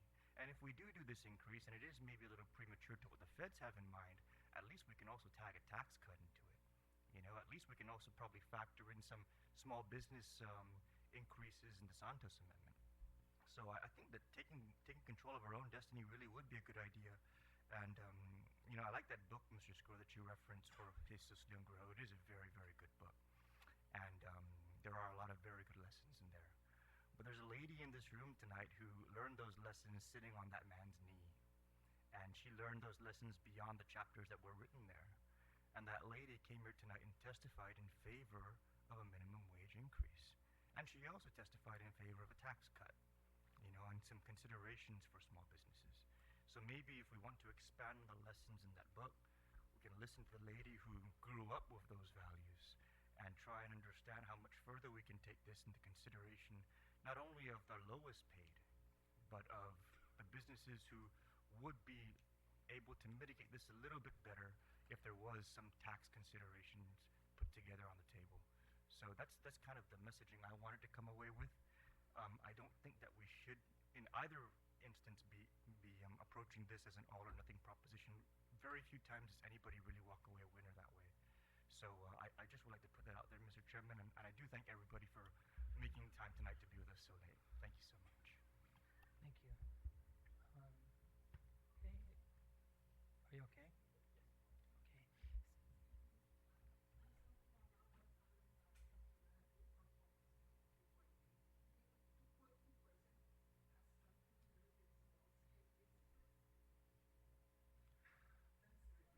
No, that is a very good, Mr. Chairman, I can answer if you like. Mr. Chairman, can I have a Yes. point of order, please? This is a public hearing. I'm not here to answer her questions. She's not a senator. Yeah, I believe, I think the standing rules reflect that. And, you know, although I respect the woman's discussion, if she wants to talk to me outside, I'm more than happy to. But this is not the forum to have this debate. The committee will also welcome any individual wishing to testify, and they would sign up, and then they would be allowed. But your concern is well noted, and we would address that. I guess that's another piece of legislation that would be addressed by the Committee on Appropriations. Yeah. If there's no other questions before this panel, again, I want you to walk away feeling that you had a good experience here at the legislature, Mr. Skrull, particularly with my committee. Yeah, and I... Senator, I assure you this has been the best experience. And you're going to be I had the inviting us past for week. Kudun tomorrow, right? And you're going to be inviting us for Kudun tomorrow, right? I don't... What did you say? Kudun tomorrow. Oh. No, that's also a separate discussion, but you might want to stay back in case there are follow-up questions. We'll be here for as long as it takes, and I appreciate everyone being here considering the lateness of the hour.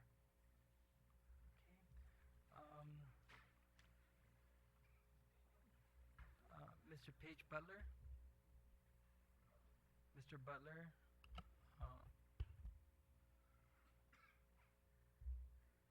I have Mr. Jerry Paris from Micromed Suppliers Incorporated, who submitted written testimony in opposition to the bill. Lynn Baker also submitted written testimony in opposition to the bill. Mr. Butler, you're here. I'd like to invite up Attorney Vanessa Williams. Mary Kate Donald, she signed up in support of the bill, and she provided written testimony together with Nelson Silva, who also signed up in support of the bill. Do we have room for Monte Mesa? Are you providing oral testimony? And then Mr. Bart Jackson and Mary Rhodes. Oh, I'm sorry.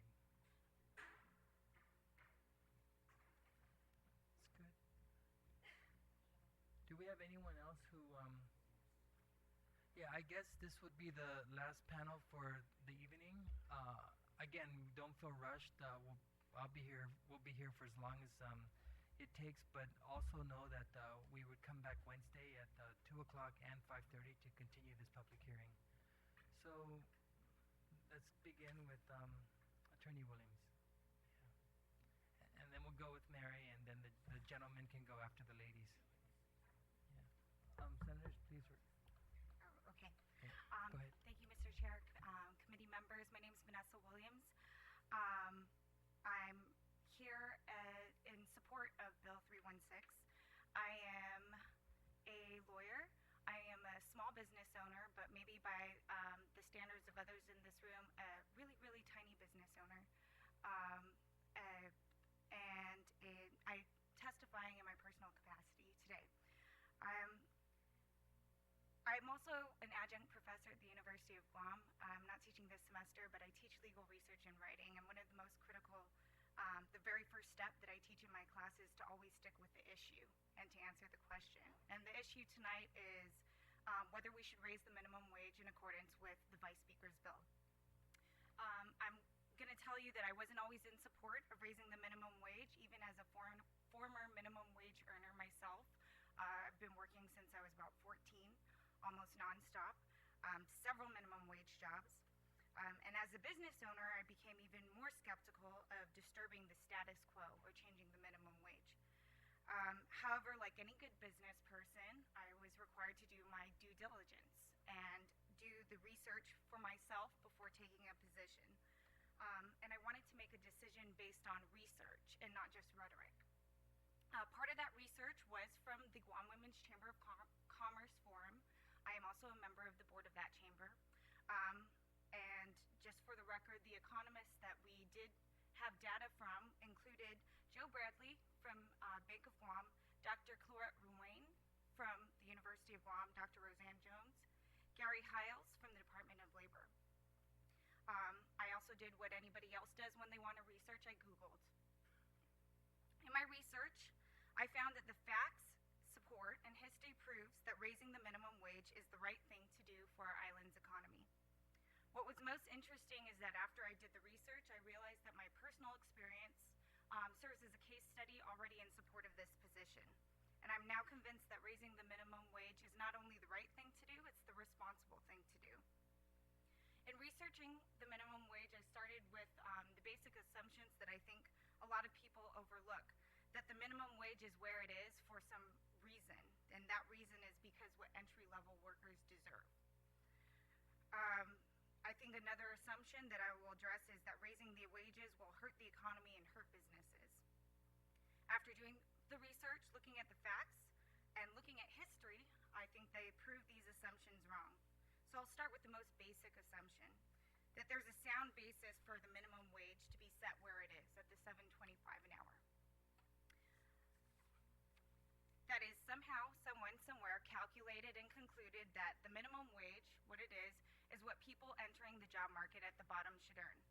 The minimum wage, forgive me, I'm going to do a brief Google history lesson, but originated in 1938 when President Roosevelt sent a bill called the Fair Labor Standards Act to U.S. Congress with a message that America should require that employers pay their employees a fair day's pay for a fair day's work.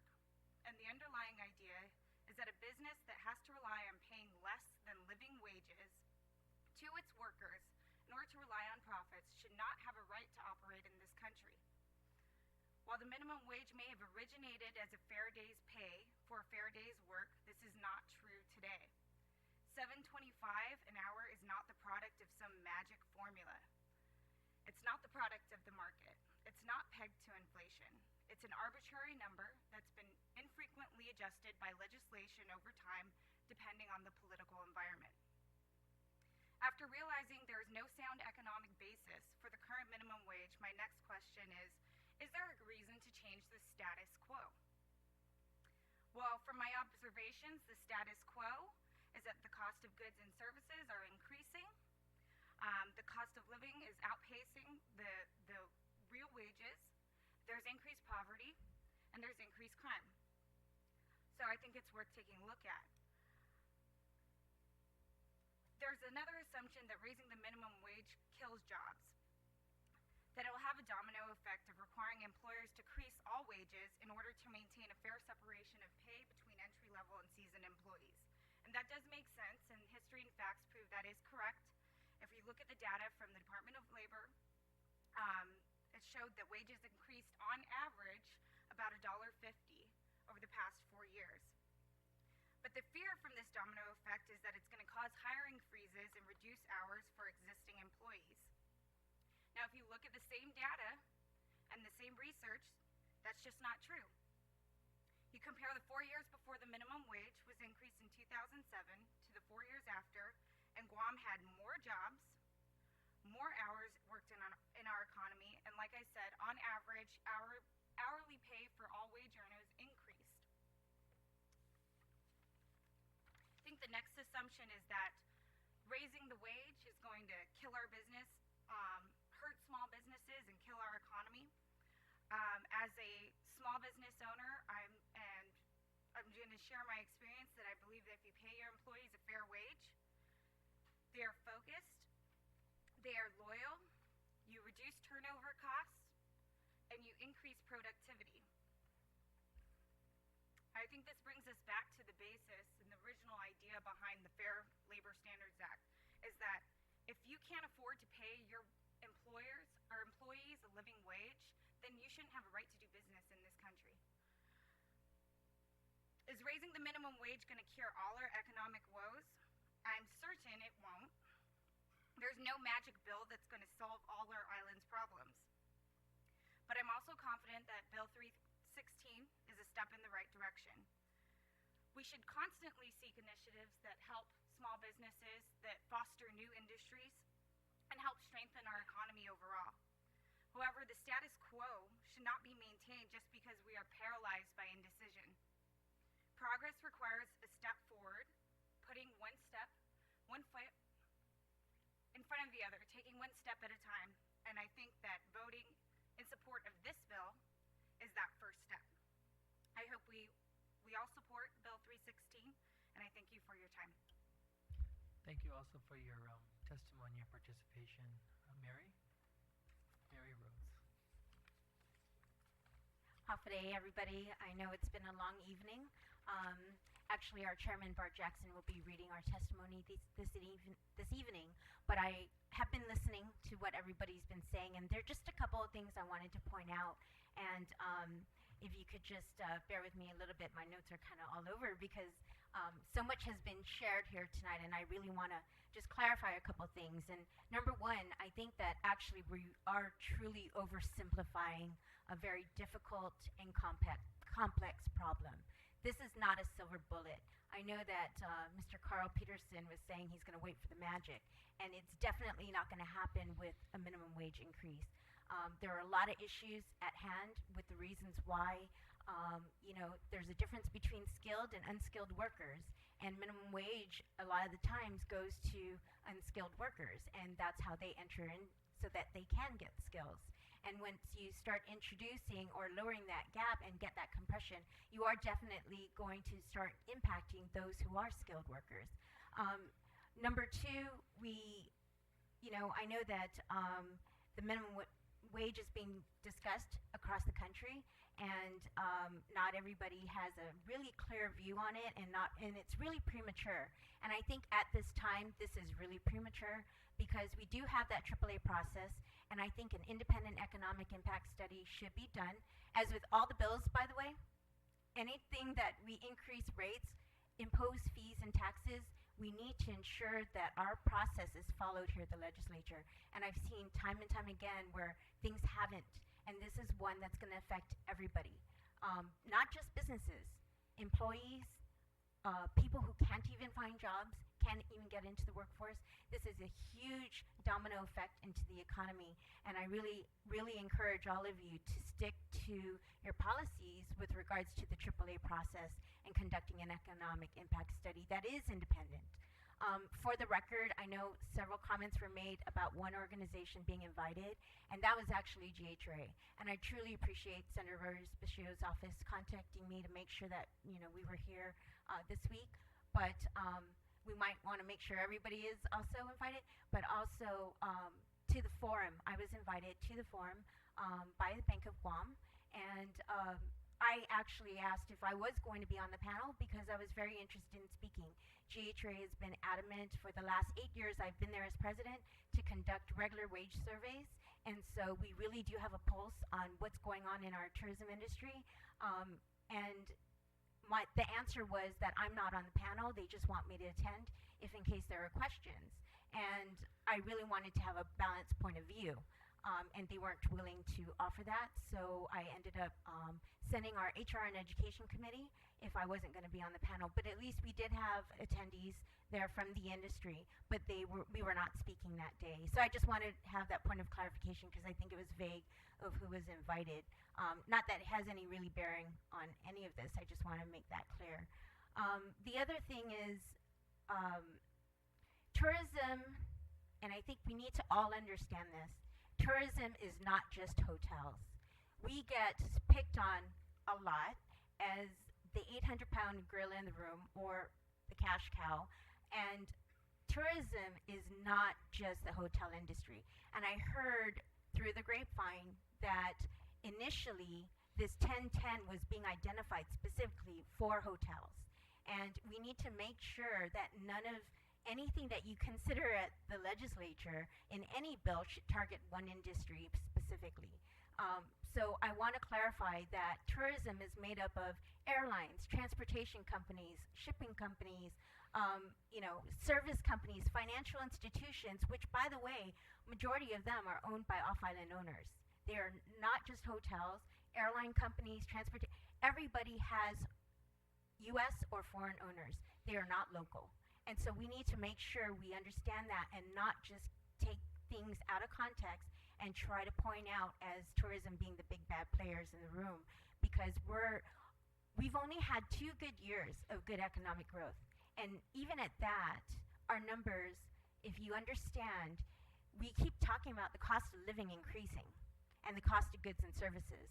Well, so has the cost of doing business on Guam over the last several years, especially during bad economic times.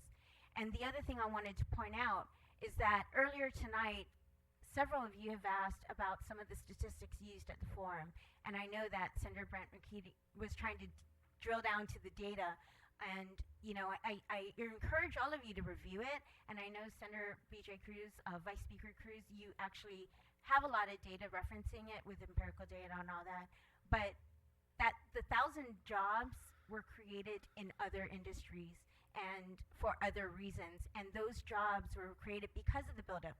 None of those pay minimum wage.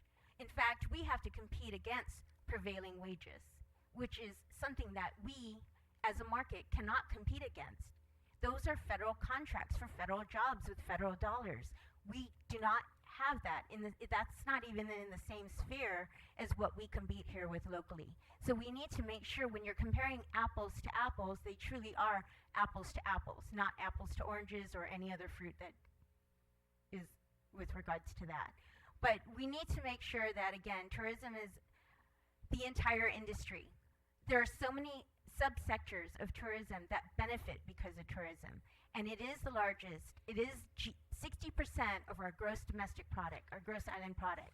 And something else that was said, and I just honestly don't, with all due respect, with the information provided tonight from the forum, between 2007 and 2009, I don't know if you guys remember what happened, but I can't imagine that our GDP didn't go down or the world's economy didn't go down. We had the housing market crash. We had the financial crisis. We had Asia also going through a lot of problems during that time, and Guam is being hit, where in most economies, when we rely on the U.S. economy when it's going well, Asia's not doing too good, and when U.S. is going down, Asia's doing well. And that's why Guam has continued to persevere. But in 2007 to 2009, those were all during the financial crises. And then also in 2010, we had the Japan Airlines exit the market. So I can't imagine that those numbers are anywhere related to showing an increase in revenues overall. I just really don't believe it. Our only two good years that we have seen is 2012 and 13, but all we've done is make up for a lot of our losses, and a lot of companies are still not making a lot of revenue to go into profits. So we really have to be clear about the data that's being presented here, that all of you take an independent analysis of it, and you compare it to how it's truly referenced in the context that it's being provided, and making sure that the data is valid to the content that's being offered here in this forum. And then just a couple more points.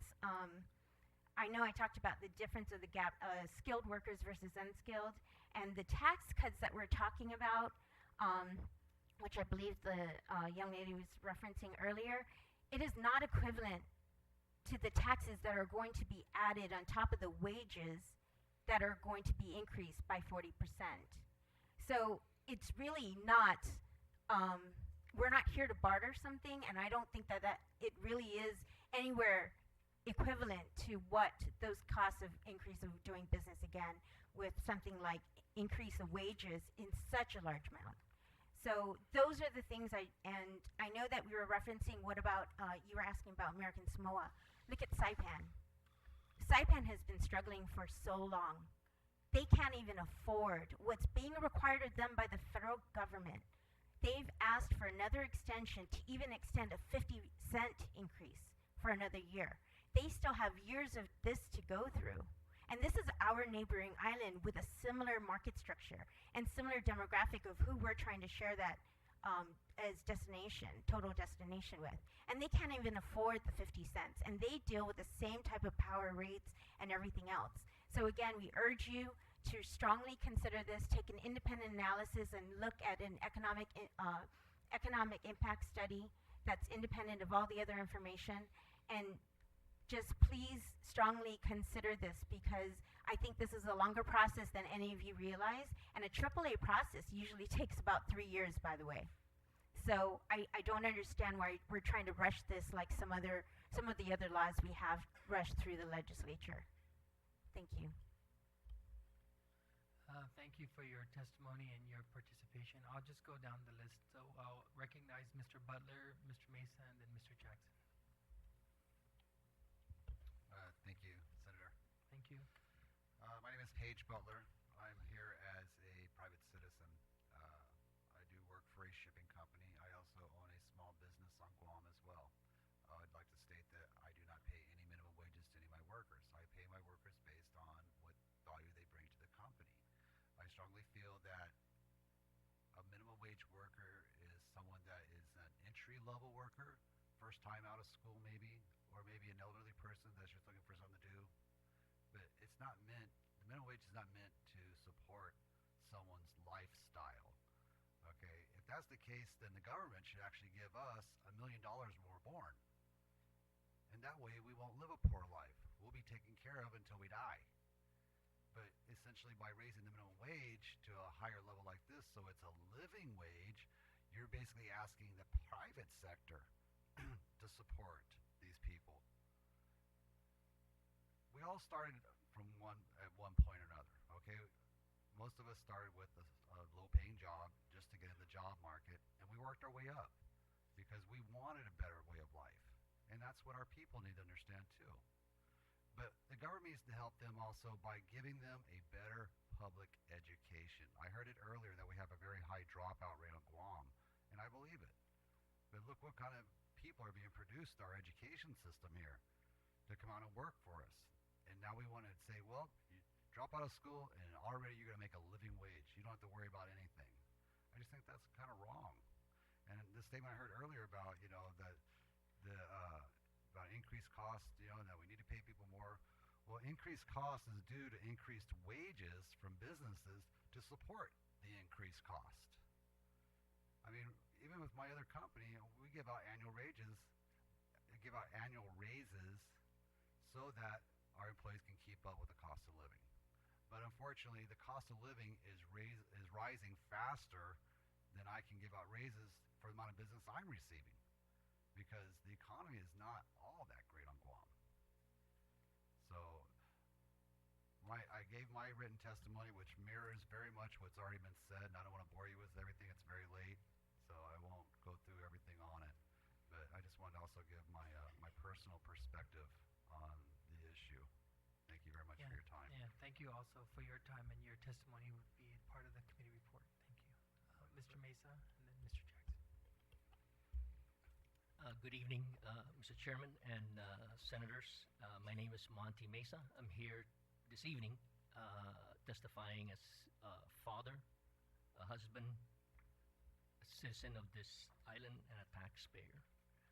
I wanted to share a little story, I guess, in again, the issue about this particular bill and my opinion about how I see things.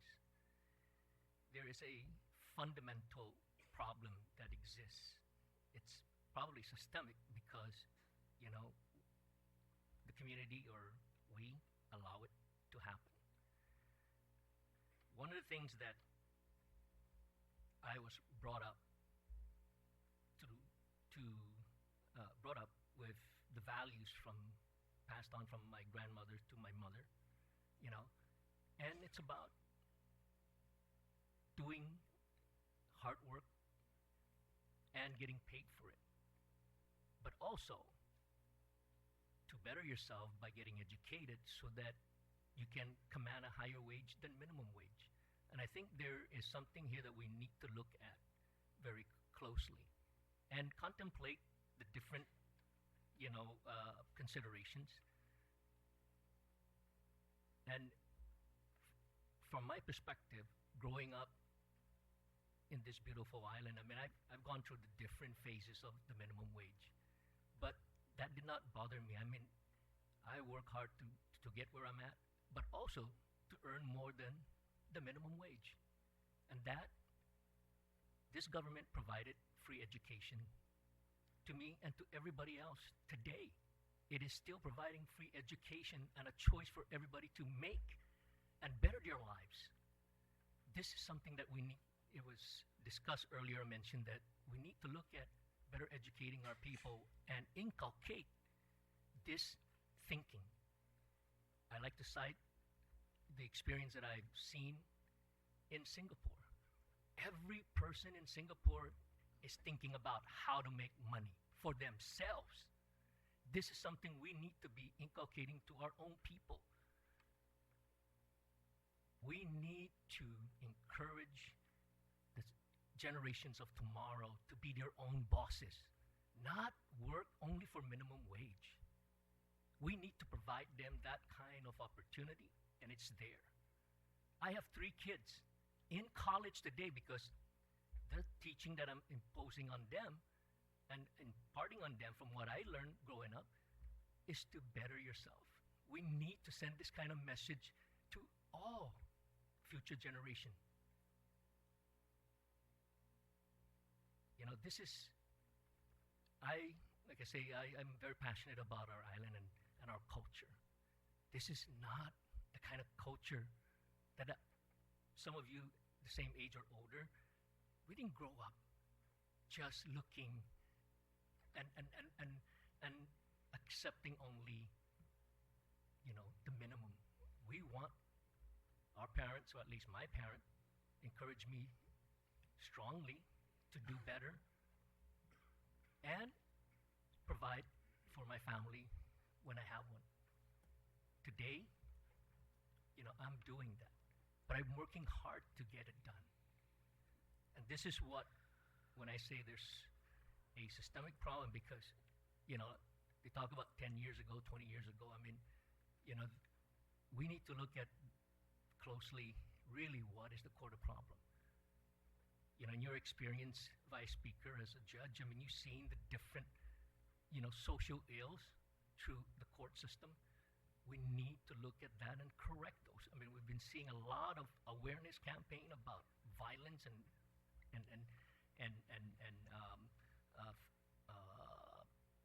family social issues.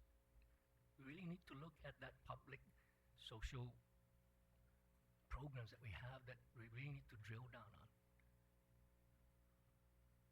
But what I'm here today is to offer 3 solutions. One, and this is going to take bold legislation, you know, and Senator Duenas is not here, but if you want to level the playing field and everybody paying their fair share of taxes, GRT, repeal all the GRTs that have been extended to businesses, you know, that are not paying their equal GRT taxes today. Those were provided earlier on to help those companies or those industries, but they are now mature industries. You should look at that.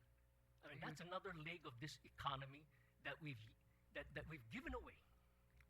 This legislature, maybe not you guys necessarily, but the legislature itself allowed that to happen. Are you referring to the grow. qualifying certificate? No, I'm talking about GRT that is given and waived for wholesale distributors, for banks. This is what we really need to look at, because when you talk about what fair share and fair equal payment on taxes, let's look at that. Let's look at that and see. I mean, granted, it was given earlier to help that industry grow. It's now a mature industry. Think about it. Second solution. You talk about, you know, Vice Speaker, in this particular issue about the living wage, that, you know, to people to support themselves. Well, we got to look at really what is the cost. And a lot of people talk about the cost here. and the basic fundamental cost of living, which is power, water, and fuel for people to get to work. If we look at what taxes that this government is imposing, we need to look at that and see what we can take away and repeal and lower the cost of living on Guam. Not necessarily that the cost, the wage needs to go up. It's lower the cost. This is really the core issue, is cost. And government, whatever regulation, red tape, needs to be reduced. You need to look back at some of these laws that may be impeding or adding to the cost of living, imposed by the government, by the laws that have been enacted, maybe not in your particular term, but previous terms. That needs to be looked at. And lastly, another suggestion, if you're going to legislate something, let's legislate something that will create jobs. I'll give you one idea that I believe will work. It is a contributor and a sustainable industry, is the cruise industry. There is a huge opportunity here to grow tourism, not only for our island, but also for the region. Let's legislate a policy to make sure that we grow an industry, to provide jobs, high paying jobs, create new career opportunities, but more importantly, it will give our people an opportunity to possibly own their own business, create their own wage, and not depend on minimum wage, but have their own businesses to support this new industry. That is just a few examples that I'm letting you guys think about and consider. It's not just about raising a minimum wage. It's how do we reduce costs? How do we stop that problem, social problem that we are seeing? And we need to send a better message to the future generation. I'm a parent, and it's not easy raising kids, and most of you have yours as well. And I know all of you up there, I'm sure, have, pushed your kids to do better so that they can have a better life than we had. That's the message that we should be sending out. And there is unfortunate issues for some people that may not have the capacity, but there are programs to help them. And that's where you could look at, again, if it's only 20% of that workforce that needs the help, then that's where the focus would be. It's not that the entire labor force is a problem. We need to address that and reduce that. If you want to look at statistics, let's look at, we talked about high school dropouts. We need to curb that. This is what the government should be looking at. And really improving the level of thinkers out there for the new generation, for our future, for this culture, the Chamorro culture that we are now trying to revive and really perpetuate it. Well, let's also shape the thinking about being self-reliant and not just expect a handout. People can be given a helping hand, but not just to expect and continue to expect a handout. This is not the Chamorro culture that I grew up with. And I think this is something that you have the ability to reshape and look at what is going to happen between now and in 5 and 10 years from now in the future generation of our island. And you talk about being, the marginalized people of this community. Well, really look at it. take those statistics and calculate the number, and let's see how many of those marginalized can we get up to the next level and span the focus on that. Because that's what taxes are supposed to be doing, is helping the marginalized or the people that are, have are underprivileged or don't have the capacity. There's programs to help them. So that's, I hope that you take those 3 suggestions and rationalize within your groups to take those bold steps.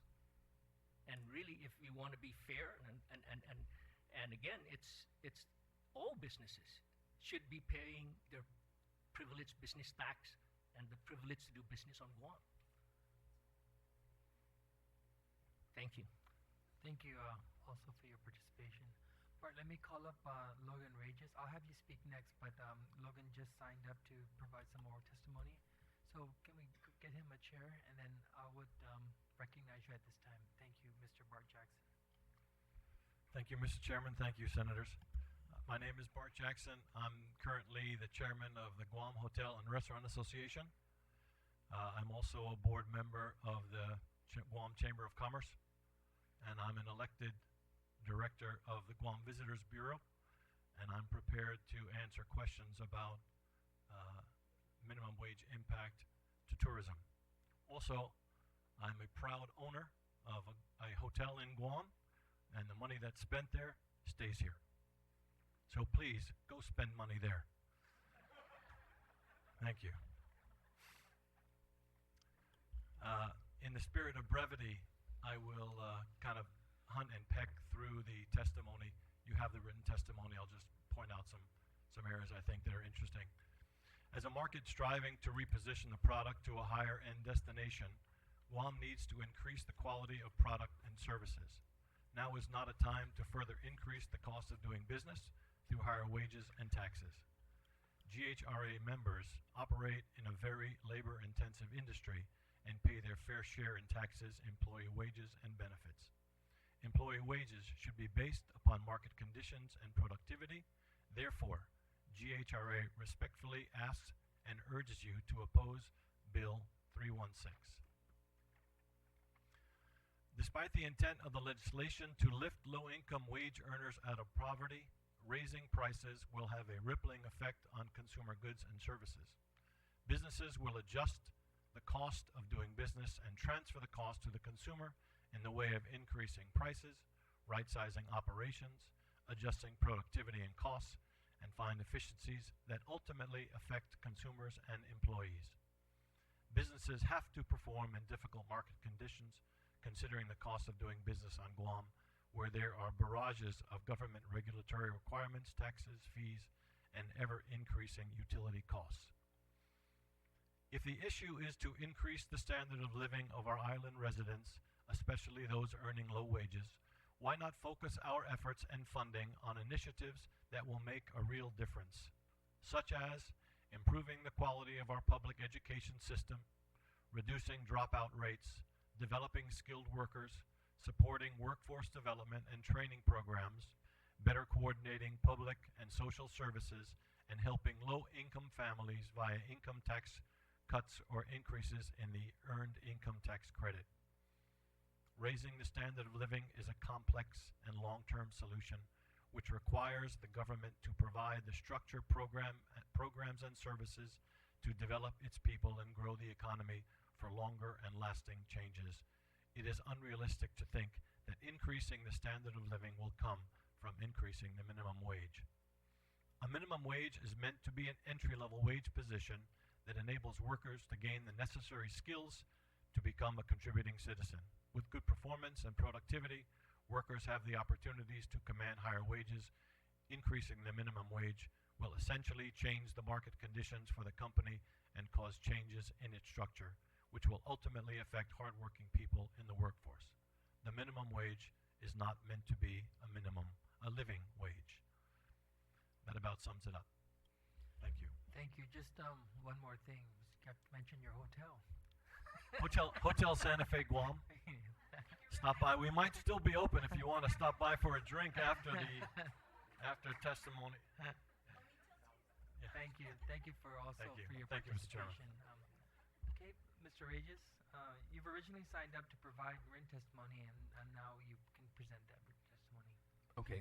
Actually, the written testimony was for my company. I was actually compelled to speak after. I figure since I've been here is that for fruits and market wholesale distributors? Market wholesale distributors, yes, I work for Market Wholesale, and I provide the written testimony for Market Wholesale. Okay. Speaking on my own behalf right now. Thank you.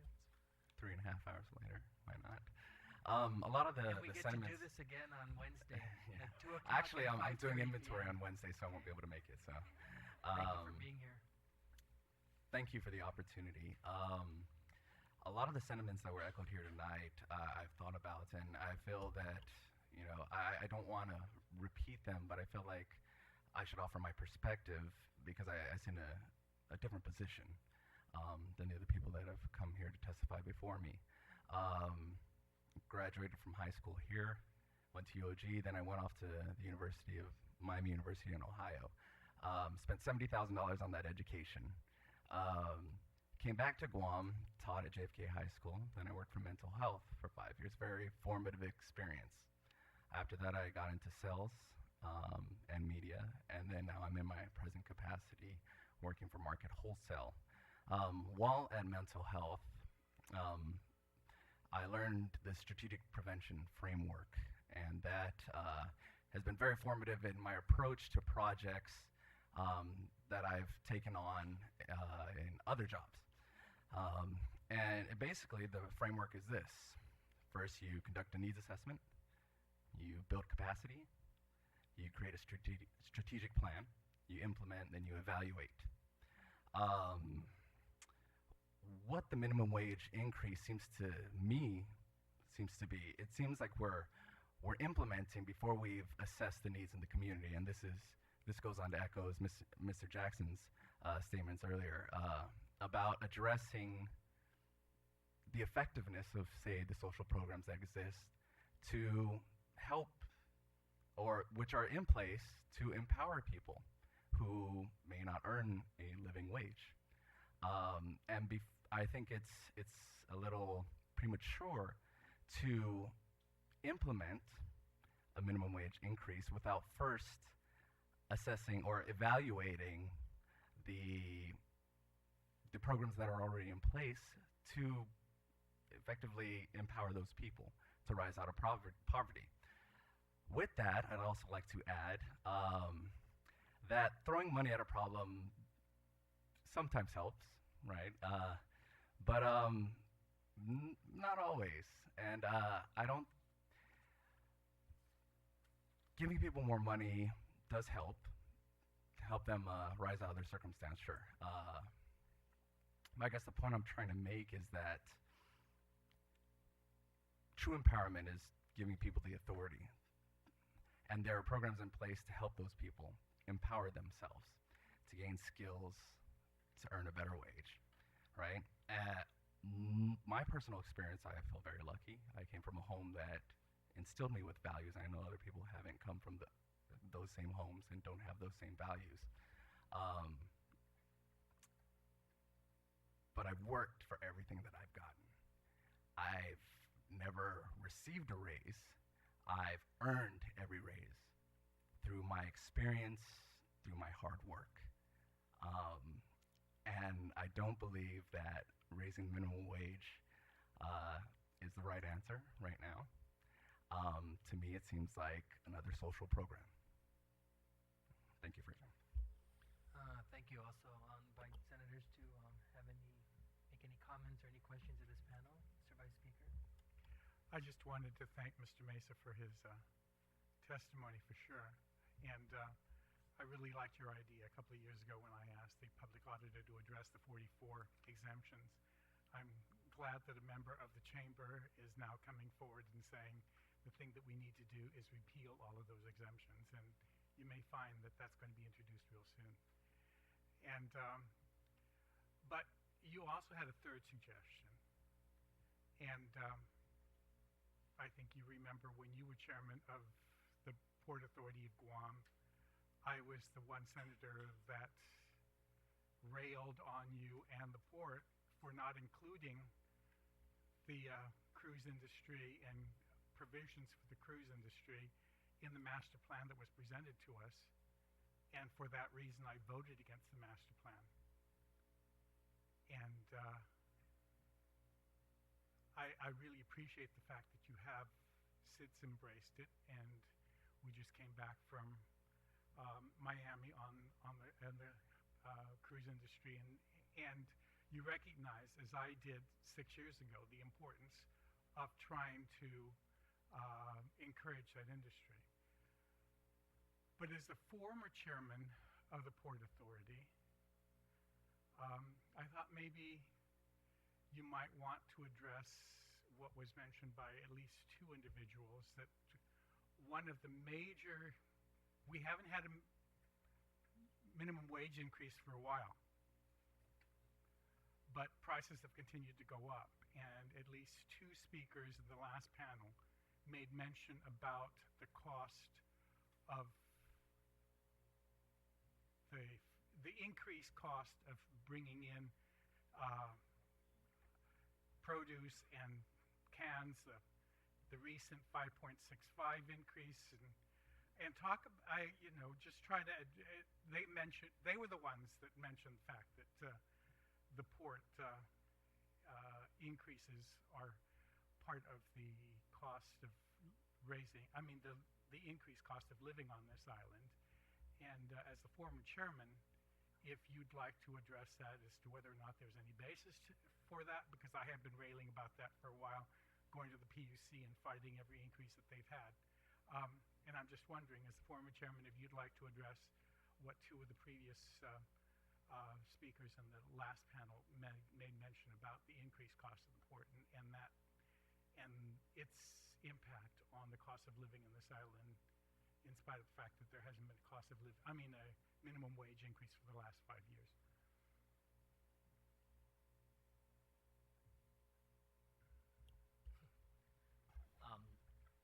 Thank you for that question. And again, to the earlier point about the cruise industry, because I want to address that it was not included in detail in the master plan, but it was addressed, but it was not at that point of time. The issue that needed to be addressed was to get $50 million from the federal government. I'm happy to say that we have accomplished that, and we got it. The issues then were getting a replacement of the dilapidated, unproductive cranes. I'm happy to say that we have 3 brand new refurbished cranes sitting there. At the time we brought it in, which was unprecedented, it was done. Now, to talk about the prices that has been discussed earlier, there are a couple factors for that.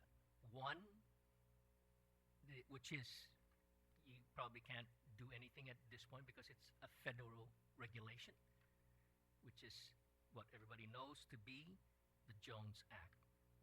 That's something that needs to be brought back up on the table to really look at how that could lower the cost of shipping, because they have one carrier at the moment servicing the majority of products coming in to Guam. The other thing is, yes, the port does need to get improved. And in my opinion, and from my observation since I left, there's a lot of expert consulting fees that have been paid, and also there's a lot of just a lot of money being overspent on those consultants who were brought in different times. They don't agree, and it costs more money. That's what I say, fundamentals and some systemic problems that this government need to address. If that was a private industry run, it will never happen like that, and it will not increase the cost. Unfortunately, it is run by the government. And that's something, it was said earlier, that we need to look at from a holistic point. It may be good then, but if we want to lower the cost of living on Guam, we gotta really look at that and really address it and break it down. Because in my experience, there are goods that you can get at Ross for the best price anywhere on the island, but you can also go to DFS and pay the highest price, and people will still pay that because that's the demand and that's the goods that people want. So, do we want the cost of living to go down on Guam? Absolutely. Can we do it? Absolutely. But do you have the balls to get it done? That is the question. Because it can be done. And I've been volunteering my work, and I'm happy that my company allows me to spend some time to help our community because I love this community. I grew up in an era or in a generation that say you work hard, you play hard, and you get rewarded. You know, my mother always tells me, or tells us, 9 kids, but raised 9 kids on her own. At minimum wage at that time. Worked for the Navy in one of the commissary snack bars. And I saw my mom work hard for $1.30, $2, $3, raised 9 kids. 6 of them went to college. I was the last one down on the pecking order that, you know, by that time the money ran out and I tried to do it on my own, and fortunately, you know, I was determined to accomplish something. And today, I still want to do that. I still want to help this community, and I've been doing it. And that's one lesson, or several lessons, that my mother always tells us. You have to give back to the community. You do something for the community.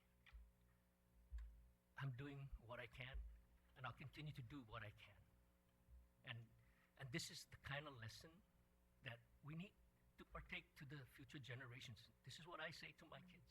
I've got 3 kids, and you know, I'm blessed, I'm lucky, maybe, but they're doing it. They're trying to get the best that they can be today. No, we're not going to settle for minimum wage. We're going to go to the highest possible that we can with our efforts, with our knowledge, and with our experience. And this is what we need to inculcate all across. But to get back to the point again on reducing the cost at the port, there are things that needs to be done to be improved, but that can be, again, right size and managed in a better posture. And if we the $50 million is still sitting in the bank. For the life of me, I just don't understand why that money is not being used to improve the port. That just boggles my mind. It's there, sitting in the bank, earning interest, and for what? While things languish, we don't need further increases at the port. In my opinion, things can be done. It just has to be looked at in a pragmatic way and find a solution. There are solutions there. If you want my 2 cents, I can go on, but you know, there is a solution. Practical ones. I like your 3 solutions, and so we'll work on them. Thank you. Anyone else? Senator Nicholas? Thank you, Mr. Chairman. I know it's very late. There are just a few things that I just wanted to clarify. The first is that it's been mentioned several times for the legislature to lower power bills, lower water bills. You know, it makes for a very good talking point. The challenge is that since we've already issued bond covenants that are based on the Public Utilities Commission setting those rates, we cannot as a legislature go in and arbitrarily do it, because now we get told by bond counsel, oh, you can't do that. You know, the Utilities Commission needs to set the rate. And so that's, that was mentioned several times. Just want to be clear on the record, and for if there's anybody still listening at this hour, wow. But I just wanted to mention that even if we wanted to, that's now, because of those bond covenants, and we're talking about hundreds of millions of dollars, that's now in the hands of the PUC. So the people of Guam need to attend their PUC meetings. They need to go out there and need to vote consciously on their PUC members and push for those kind of things if they want to contain those costs. What we have done as a body, and what I've done when the question of more borrowing comes up, is I can speak for myself, and I'm very, very hawkish on questioning every single proposed borrowing that's brought forward these days. Because we can't keep doing that. One of the other challenges we have is that on our debt financing, for example, we just discussed a bond for GPA, where we're going to borrow $100 million, but only $74 million is going to be spent on actual improvements, and the other $25 million was going to be spent on capitalized interest, which is like borrowing to kind of pay for the borrowing for the first couple of years. And a lot of our debt servicing agreements have been coming out that way. Those are the kind of things that really need to change if we're going to be containing costs, but that also requires that we're prudent enough to put money away in advance so that we can pay for those kind of things without having to borrow. It's almost like taking out a personal loan to make your down payment for your mortgage. Very, very unsound borrowing policy. But we do get on top of those things. I for one, am very mindful of adding on to costs. But there's more factors to the equation when it comes to trying to stimulate the economy, and when it comes to workforce development, I know a lot of our employers, they do train their employees to a certain extent, but several times it was brought up that the minimum wage is there for people to be able to get the job, to acquire the necessary skills so that they can work to earn higher wages. And it sounds great. Here's the problem. It's not happening a lot of the time. And I've lived it. My son is going to be 7 years old, and part of his condition is that we need to watch what he eats, right? He needs to only eat certain foods, which means we can only go to certain places, and he has his favorite places. And over the years, we've been going to these places, and I see the same wait staff, the same employees who work very, very well. My iced tea never gets past halfway. They know me so well already. They bust their butt. They work so hard. And so when this whole minimum wage thing came up, and I went up to them and I said, how do you guys feel about that? And they said, oh, it doesn't matter to us. And I thought to myself, oh wow, they must be making more than $10.10. And I asked them that. I said, wow, so you guys are making more than $10? And they said, no, it doesn't matter to us because we make $6, and the difference is offset with our tips, to the minimum $7.25. And this is the same employee who was busting their butt for the last 4 years at the very least, who clearly was very excellent at their job, and their wages were even lower than the $7.25. And so I sit back and I ask myself, how can we say that the minimum wage is supposed to be a starting point when we have people who are stuck there? And so I asked this individual more questions, and I said, you work very, very hard. Do you have any other jobs? And they said, I work 3 jobs. And I said, you work 3 jobs.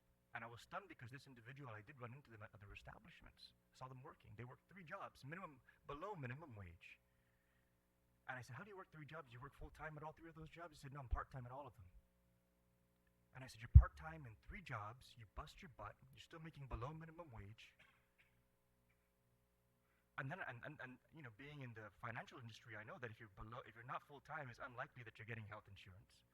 It's unlikely that maybe you're lucky enough to be getting a contribution to a retirement plan. But here's an individual who clearly has the necessary skills to earn higher wages, if that really was how the equation works. But there's a lot of people out there who are stuck. And then I asked myself 2 things based on all the testimony that we have here. We want to reduce the dropout rate, but how can a mother who's working 3 part-time jobs go to their kid's parent-teacher conference when they got to go to work? We don't employers, but they might not give her pay if she doesn't go to work, So is that child that she's raising, or those children that she's raising, really going to have an active parent in the PTO going to the bake sale and helping to fundraise and helping their kid to study for their SAT 10s or their SATs? There's only so many hours in a day, and if you're working 3 part-time jobs, how are you gonna do all that? So how are we going to reduce the dropout rate if the employee has to work 3 jobs because the minimum wage or even less is what they're being compensated at? Maybe if we compensated them a little bit more, they can work 2 jobs and make time for those things. Maybe if we compensate them a little bit more, they'd be able to go back to school, because I did the calculations here, and if this 10-10 actually kicked in, you'd be making just enough more to pay for a full year at the University of Guam. About $5,000 more, which is how much a full year's worth of tuition is, more or less, at the University of Guam, about $190 a credit hour. So maybe that mom would either be able to devote more time to her child and reduce that dropout rate, or maybe she'd be able to go back to school. So I see the need for us to balance this so that businesses aren't going to get hurt and they're not going to fire people or prevent others from getting raises. But when I see that the realities out there is that there are members in this community who are stuck at that wage, who really do work hard, and who have earned those necessary skills, and they're masters at their job, and they're carrying these trays, and they're just so excellent at what they do, and I've seen it over the years. What can we do? What can we do if not implement policy to try and help them help themselves? That's kind of where I'm coming from with this whole minimum wage thing, and that's the realities that are out there for a lot of people's lives. But I would like to also make sure we approach it from a balanced perspective, taking into consideration the needs of the business community. If I may, I was that person making actually $6.10 an hour for 2 years, and I didn't like making $6.10 an hour, so I asserted myself and took on more responsibility. I started making $7.25 an hour. I didn't like making just $7.25 an hour, so I went and got an education. I took out loans that I'm still paying off, so I wouldn't only be making $7.25 an hour. And you're asking me, how do you help these people get out of that rut? Help them help themselves. I'm sorry, it's not up to you to help them. They have to help themselves. That's what empowerment is. You're giving the opportunities are there. If it was really that simple, if the equation really just was like that, where anybody can go out and do it, that would be one thing. But I see so many people who are stuck there. And the reality is that these things do have expenses. I'm sorry, but that's the choice. But let's reverse it then. No, let's reverse it. Why don't we cut the minimum wage in half? And everybody can work their way back up to 10-10, and everybody's morale will double because we cut everybody by 50%. Senator? The reverse of all of the arguments against trying to increase the minimum wage, the reverse is equally as true if it is true, or as untrue if it isn't. And so we need to be mindful of the fact that if we cut wages in half, we're not going to double morale. We're not going to have 100% of all of those employees all of a sudden working harder so they can increase their pay. There is such thing as a societal balance, and there is a reason why we pay our employees a federal minimum wage, and there is a reason why we need to consider paying our employees a wage that is higher. We want them to be able to have the resources to lift themselves up.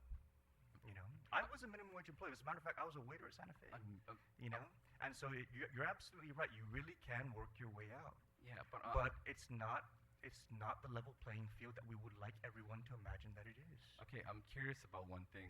Point you're making. I'm sorry. It sounds like you're trying to sell us on the wage increase instead of hearing the testimony to influence your decision. Is that the case? No, I'm sharing with you what I've heard, and I'm sharing with you what my perspective is after listening to what everybody's had to share, and also where my perspective is coming from. Okay. That's all about what this transparency discussion that we have here is. I want you guys to understand what I'm hearing and where I'm also coming from as well as a senator. Senator, if I might, I ran Guam's largest hotel for 20 years. I was an HR director. I own a hotel. I've hired and promoted thousands and thousands, maybe tens of thousands of people. And as Logan says, the people who want to improve, the people who want to move up, do. And the reality is there are lots of people who don't, and they won't. And maybe they're great at carrying a tray, but until they learn something else, until they work with management, and this is how businesses work. We don't want people to stay and do the same thing over and over and over. We want them to get better at what they do. We want them to assume more responsibility. We want to be able to pay them more money. The largest hotels in Guam, where getting workers are most competitive, none of them start at a minimum wage. None of them. You start at a desk at PIC, at the front desk, and you speak a language, you're going to start at $10, $11 to start because it's so competitive. But those of us who are mom and pop, I think Santa Fe is a bit of a mom and pop. I'm pop, I guess. You know, we're small businesses. We're very small businesses. People are not knocking down the door to come to work for us. And so we're in a different situation. But I can tell you, I just promoted someone in the restaurant the other day to a management role because they were really working so hard and striving to improve themselves, and they had a child and wanted to do better. And businesses give people the opportunity to improve if they show that they want it. And carrying a lot of trays, I'm sure, you know, anecdotally, your experience anecdotally doesn't compare with the thousands and thousands of workers who get promoted all the time and to move their way up. And whether or not there's a minimum wage or not a minimum wage, at the big hotels in Tuman, it doesn't matter. The minimum wage could be $1, and those places are going to pay $10, $11, because that's what capitalism is. But then why is the median wage in those places $8.47? It isn't. That's what the report was that I read in the Guam Business News. But it isn't 7.25. I mean, your point is that it's 7.25 is meaningless. The fact that there is a minimum wage, what they're reporting is what their average wage, starting wage is. It's unrelated to the minimum wage. They don't pay minimum wage. They don't have to, because the competition is higher. Competition drives the wages. That's what capitalism is. And so we just feel as if there are so many other challenges. You know, speaking again as a mom and pop operation, you know, I just was successful in cutting our payroll by 20% by reducing staffing. And I'm going to turn around 3 years from now and then watch it grow 30% again. Now, I've got a tough enough time as it is. You know, we are a small operation. We've got a small number of hotel rooms. Don't have the opportunity to amortize our fixed utility costs. I'm not blaming you for your utility costs, but utility costs are enormous here. And so trying to amortize that over a small number of rooms or the other small businesses operating, really challenging. You know, our largest expense is labor. The service industry, hospitality is a service industry. It's all about labor. And so, you know, I think we charge, my room rate today is as much as I can get. If I could get $1,000 a night, I would be charging $1,000 a night. And the reason why I'm only charging, we're offering a special, folks, by the way. Please proceed. A $75 local special. The reason why I'm only the special. The room rate is at that level is because that's all I can get. I can't get anything more. And so when the cost squeezes me, at some point, I throw my hands up and I say, I can't do this. I can't do this anymore. And the thought that, and again, as a local owner, the thought that, you know, my colleagues in the industry, off-island investors who have come to Guam and who have helped the island and who have invested millions and millions, tens of $1 million in the island, the thought that your comment that, well, they can make a better contribution if we pay their people more, really, that's not, I can't believe that's what you really think, because that's like something called socialism. That's not capitalism. That's not the United States. That's not what the United States is not about, that kind of thing. Soaking this guy because he's not from here. Well, they can make choices. We just introduced a 2020 plan to grow the industry. We want to grow it. We want to make Guam better. We want to offer more jobs. We want to offer higher paying jobs. We want to give people better opportunities by growing the industry. I assure you, the fastest way to scare people away is to take advantage of them because they won't invest in Guam. They'll go to Okinawa, or they'll go to the Philippines, or they'll go to Bali, or they'll go any place else where they can be treated fairly. And so even the thought that we might take advantage of some of those folks because their profit, their fairly earned profit, their properly earned profit is somehow inappropriately paid to them is really so non-American. So you And I think we consider should myself pay- to be a Guamanian. I consider myself to be a Guamanian, right? So I'm not making that distinction. But do you think we should pay Philippine wages then so we can bring those Absolutely businesses not. here? Absolutely. You Okay. didn't hear me say that. Don't put words in my mouth. No, but That's you not said- fair. I didn't say that. What you I didn't did say that. No, say- what I said was, if we treat investors unfairly, they will make the decision to invest their money somewhere else. That's what I said. I didn't say anything And about how wages is a anywhere higher else in the minimum world. wage unfair to No, employers? you said before that you think that the higher minimum wage will keep more of their money in Guam because they were taking their money overseas.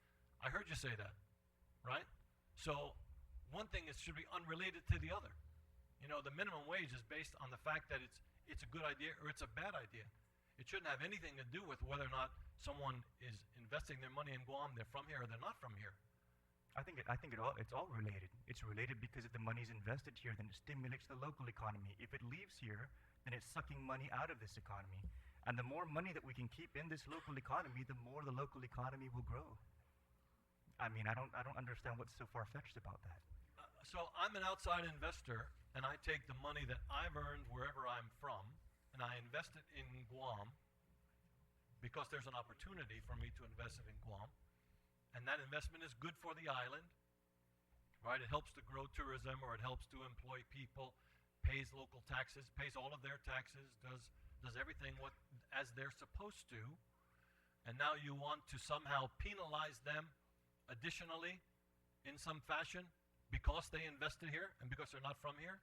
No, that's not what I'm saying at all. That is what you said. No, what I'm saying is that I want to make sure the employees that you hire are able to actually improve themselves so that they can move up in the ladder and be able to be the successful. GHR, I can tell you that I ran a hotel for an off-island investor for 20 years, and that the whole focus of the operation, as for most of the hotels on the island, is to promote why do I want to pay someone airfare from New York to come and work here when I can find them here?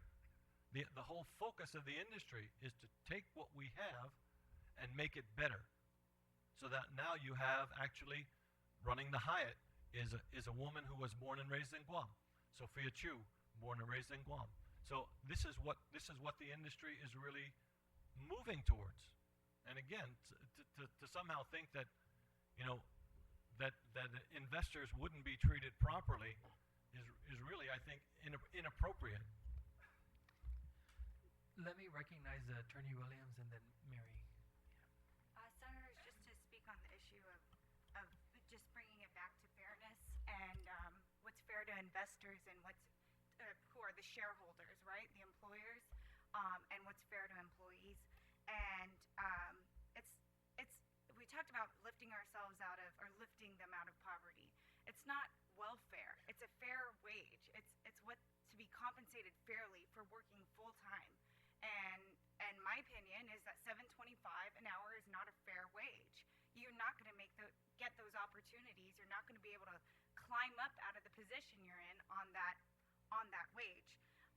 And how do we measure a fair wage? We measure it by productivity, right? I think we all agree that, you know, if you're more productive, if you have better skills, if you have better education, then you're going to get paid. We're going to compensate you accordingly. We're going to pay you a fair wage, right? Well, I mean, one of the economic indicators of productivity is if you look at the revenues of a company and compare those to how many employees you have.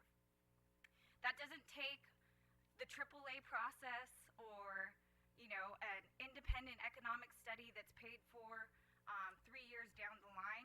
You can Google Guam Business Magazine. Every year, these companies tout how much they make, their revenues annually, millions of dollars. And you can just take, it's a simple number. I did some of them for PIC, for Hilton, for Kencor. How how many revenues they're bringing in per employee. Those numbers are increasing. They're hundreds of thousands of dollars. So if that's the measure of productivity and that's increasing, but your real wage is decreasing, is that fair? Is the system working? I don't think so. And I mean, you can get an economist to extrapolate what you will, but all you have to do is Google. This is self-reporting. These were companies that reported their revenues themselves, their employees themselves. I can't verify it, but that's what was published in the magazine, and it's simple math. Gross revenues divided by number of employees.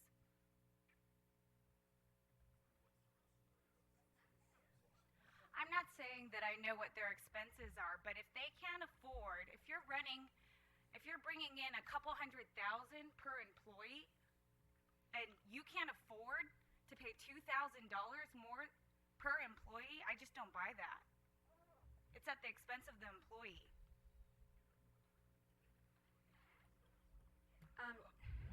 Okay, just I know where this is going. Just a very quick, I'll allow you to make a follow-up comment, and I'll recognize Senator McCready. Sure. For this Just, I panel. think there are a couple important Of points. course. Just with regards to the comment to the lower wage, I just don't know if anybody understands, though, that all across the United States, even all over the world, in the service industry, this is typical. Guam allows the tip wages where you can go below the minimum. The federal wage allows for that. Actually, the lowest amount you can go, I believe, is like $2.50, something like that. That's on the Department of Labor website if you want to research it. But it can go as low as that.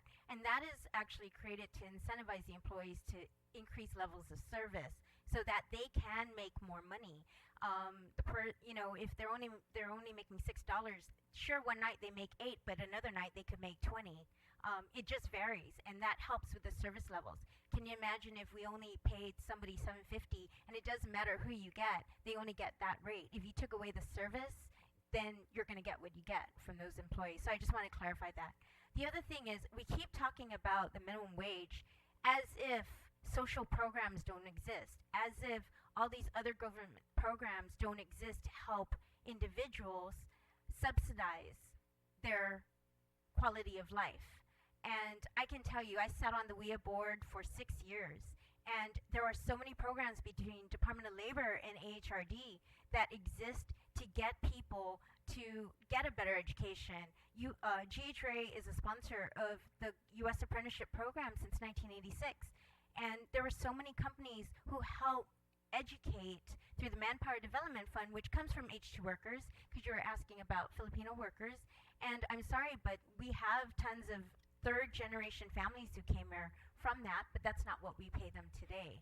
So I just want to clarify those two things because we act as if those social programs aren't available, and there are.